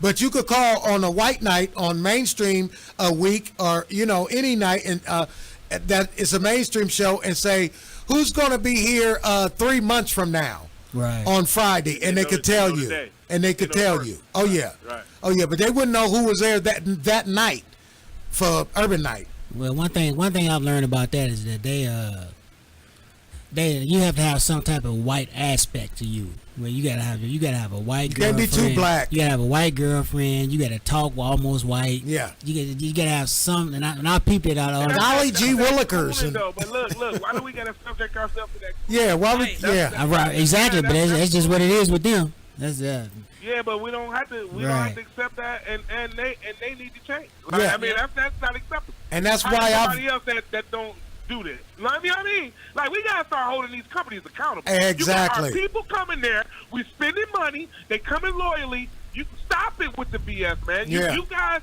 you have a responsibility as a venue, club, whatever you are, to have some type of reciprocation to the artists, the performers, and your audience, man. Stop playing with these games. Stop playing these games, man. Right. These racist, dumb, you know what I'm saying? Shenanigans. Institutionalized racist crap. Yeah. Stop it. And at the Columbus Funny Bone, I am literally. It didn't came out of their mouth. I am literally a urban comic. Like they act like I can't make white folks laugh. I'm a comic. I've literally been told you're an urban comic. I'm a comic. Right, I'm exactly. not an urban comic. I'm a comedian. Right. You know what I'm saying? What do you call the white guys? Do you call them suburban comics? Gentrified. You just call them comics. You just call them comics. You don't say they're mainstream comics. Right. You just say comics. We're mainstream comics. They don't say that. They're just comedians. So why does black people have to always have this connotation on us? Right. Exactly. It's the same thing with the black on black crime thing. It's nothing else. It's no white on white crime. Right. There's no Chinese on Chinese crime. No. There's no Mexican on Mexican crime. But There's knowing no, they kill each other all the time. All the time. But ours has a label. Yeah. Black on black crime. Yeah. You know what I'm saying? Like, come on, dude. We gotta stop the narrative. We gotta stop change it. the narrative, man. And the way we do business across the board, whether it's comedy or anything else in life, man. We got to change it up. Switch it up. Switch the game up, man. That's what's up, man. Those are the words of Howie Bell, man. We appreciate you being on the show tonight, Appreciate dog, you, brother. man. Much love. man. Much love. I will always Big ups. appreciate you, Howie. And how can people reach you on social media? I appreciate you, Miss Swain. Thank you so much. And, you know, you've been a sweetheart to me for a long time, man. You know, we'd kicked it. Yep. You know, we'd chopped it up. You know, you talked about a lot of stuff. I remember when Kevin Hart first started popping, you was really kind of talking to him then. I remember you was communicating with me about Kevin Hart years ago. And I remember you talking to me like, yeah, I mean, Kevin is, you know, you were just talking about some of the things that was going on at the time. And I will never forget that because that was a point in my career I was like, wow. You know, I kind of looked at you like, damn, she's doing some things. Doing some things. Got it going on. Like, you know, yeah, and I never forget that. You know what I'm saying? And, you know, it's hard, man. I'm a Scorpio. We don't forget nothing anyway. Right. So we just Me and you. I'm a Scorpio too. We three. I'm the first day of the Scorpio. I'm 27th. I'm October 24th. Okay, I'm October 30th. Okay. And I'm the 27th. Okay. Oh yeah, so we different, man. I knew it was the reason I liked y'all too. Without a doubt. Without a doubt. Scorpio. Yeah. Show no shame, baby. Remember that shit? I would pay $1 million to come see Steven G perform right now.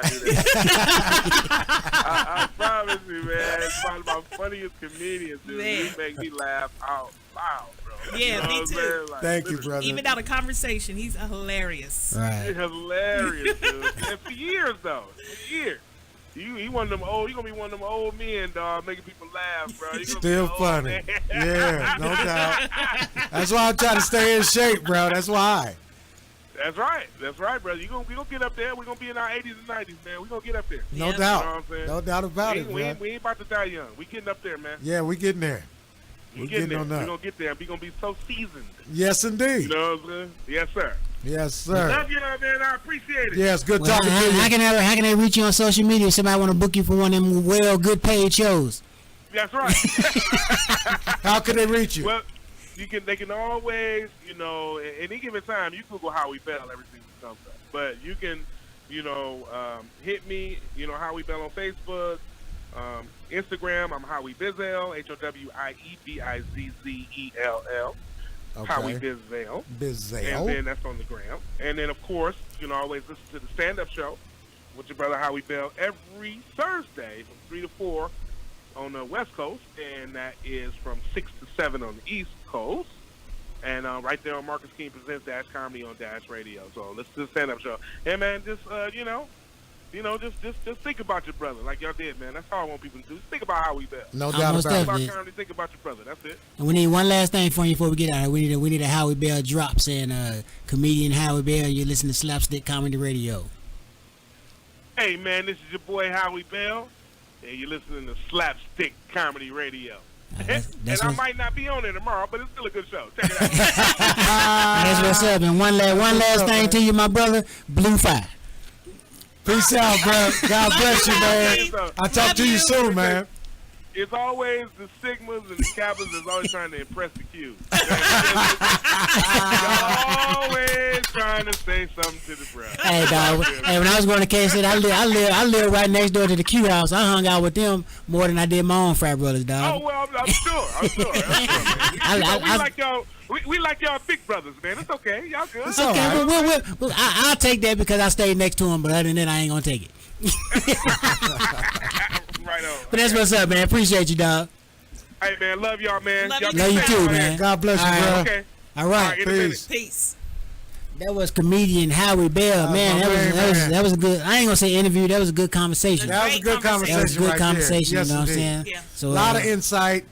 Yes. And we got our second Cat Williams story, but that was a good one. Yeah, they both was good. They both was good, but that was positive. That was positive. Right.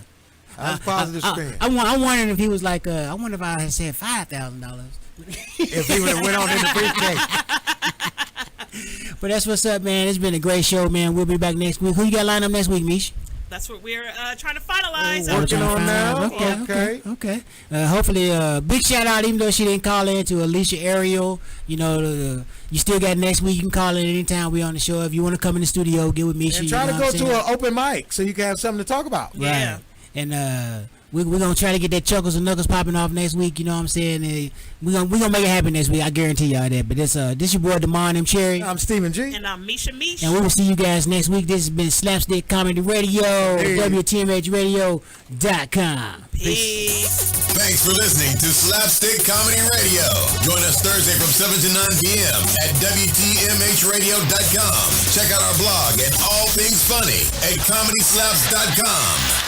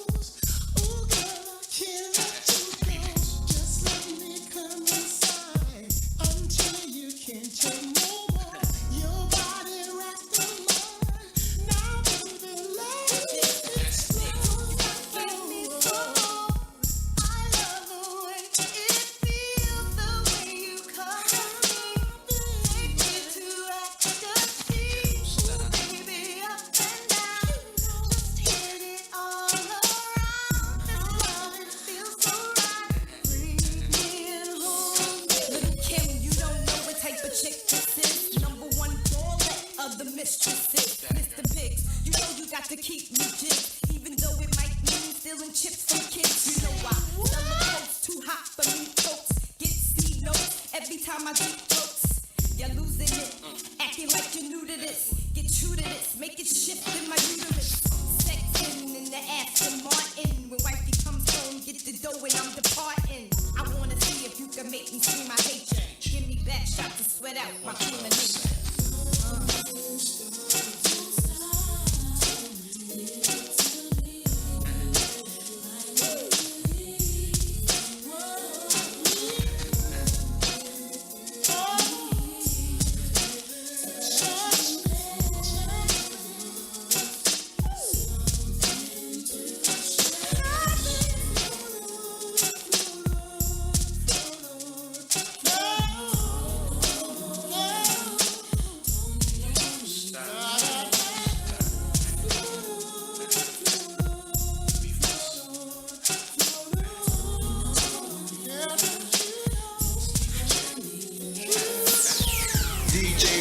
to Mike. Can you do this? Yeah, what up, this is Kenny and Jay, and I'm with DJ non-stop, you know?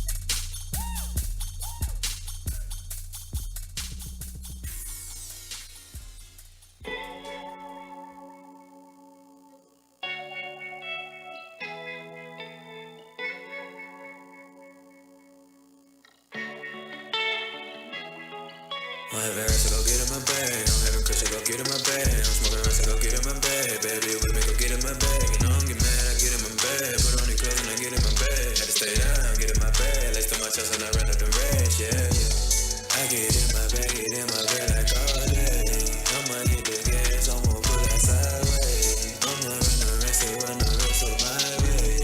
I get in my bag, Come on. I'm always in my bag like a grocery store. She said she hungry, took her head to pop a dose. I told them way before I was about to blow. With no record deal, getting to the show. Me and LA making hits in the studio. Running up a bad motherfucker groupie hoe. I was broke, but that was a long time ago. Had to get up off my ass because I wanted more. Got 100K cash in a Louis bag. Used to move 100 pounds in a trash bag. Since I'm getting to the money, got them big mad. I might pull up in your hood and something real fast. My little daughter walking around with 50,000 cash. Drop 25 just to upgrade the swag. All these stacks in my pocket make my pants sag. Smoking on them racks, yeah, you know I'm in my bag. So go get in my bag. I'm having Chris, so go get in my bag. I'm smoking rest, so go get in my bag. Baby, with me, go get in my bag. And I don't get mad, I get in my bag. Put on the clothes and I get in my bag. Had to stay down, get in my bag. Lace to my chest and I ran up the rest, yeah, yeah. I get in my bag like all day. I'ma hit the gas, I'ma pull that sideways. I'ma run the rest of my way. I get in my bag all day. On the rest on the bad day. Now I get in my bag, play with that man. Put a bag on you, that's a sad day.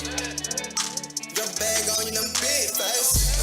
Give me a bag, give me a birthday. We had a couple of pancakes. Man, that's what they do with that say. We had fun, say.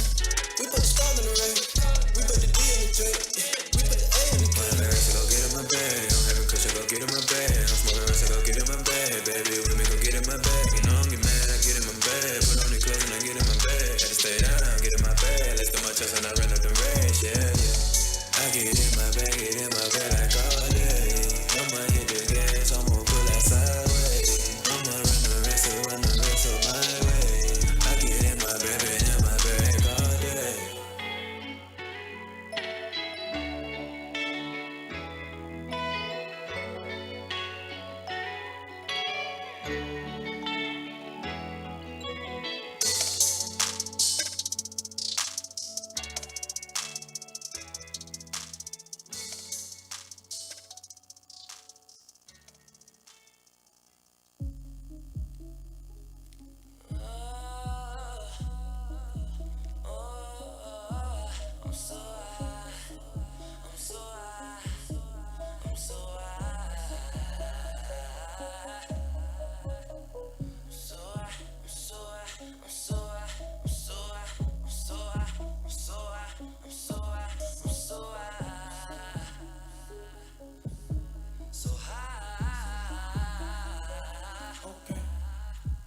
Young and fly, all I know is family. And my young niggas think I need a Grammy. And my ex bitch really can't stand me. Never take what a nigga try to hand me. First off, I'm the motherfucking truth. If you disagree, there's the motherfucking roof. Chop up, I don't do it for the fame, I don't do it for these lanes, I just do it for the change of my mama. I'm sick of these niggas, I'm sick of these bitches, I'm sick of these hoes. Not playing they roles. I'ma say what I know, you play me and go. Mama, I love you, but he gotta go. I do and I dash, getting this cash, spending it fast and I'm getting it back. Lame niggas wanna see me locked up, cause I'm flying, they see me rocked up. Just give me a pen and a pad and I ask for the smoke, bet these bars make them go cuckoo. Nigga, who you, why you worried about me? Nigga, do you, nigga, I'ma do me. Tell me what's the keys to success, to the keys to the jet. Overnight, smoking weed on the jet. One hand on the Bible, left hand on the Bible. I'm not the ordinary rival. I honestly swear that I'm killing these niggas. I honestly swear that these bitches don't listen. If I'm lying, send me to the Straight smoking on fire. I'm so high, so high, so high. I'm on cloud nine, I'm on fire. Said I'm smoking on fire. I'm so high, so high,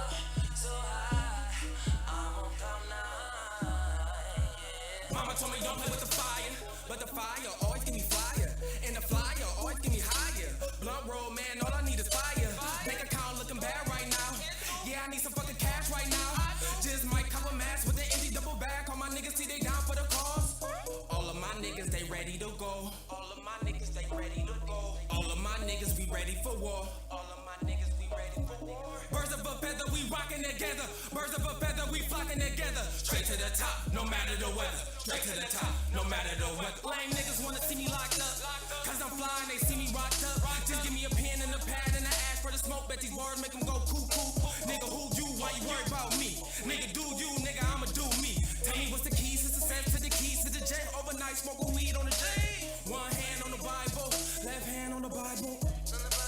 I'm not the ordinary rival. I honestly swear that I'm killing these niggas. I honestly swear that these bitches don't listen. If I'm lying, send me to the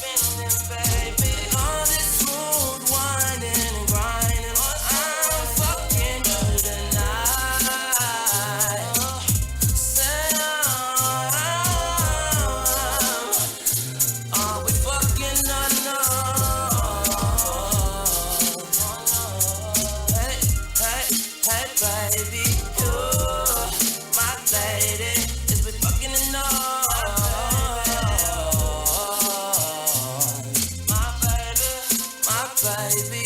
Oh, let me know.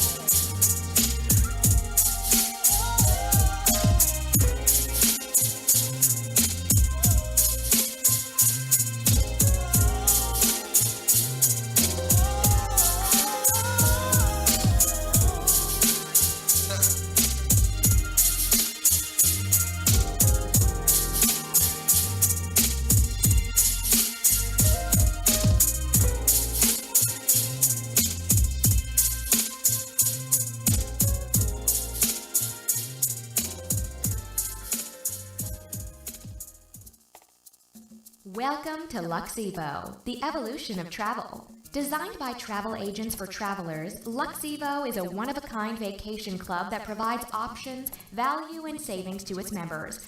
Your Luxevo Travel Club membership opens the door to a variety of amazing travel experiences and a robust daily savings program, along with a personalized vacation planning experience that will change the way you vacation. Offering a sensible alternative to time-consuming do-it-yourself vacation planning and expensive luxury travel clubs, Luxevo is the only travel club that connects you with your own personal certified Luxevo agent who will be with you every step of the way to make sure you get the most of your club benefits. Club membership costs a one-time enrollment fee of $20 and then a low monthly membership fee of only $19.95. No annual membership fee ever, and no contracts or term limits. All this, and we still offer a 30-day money-back guarantee. Luxevo connects travelers with the experiences and personal service that takes their vacations to a whole new level. Join today and become part of the evolution of travel. Visit us online at www.luxevotravelclub.com or call us at 855-218-5290. Florida seller of travel reference number ST3711.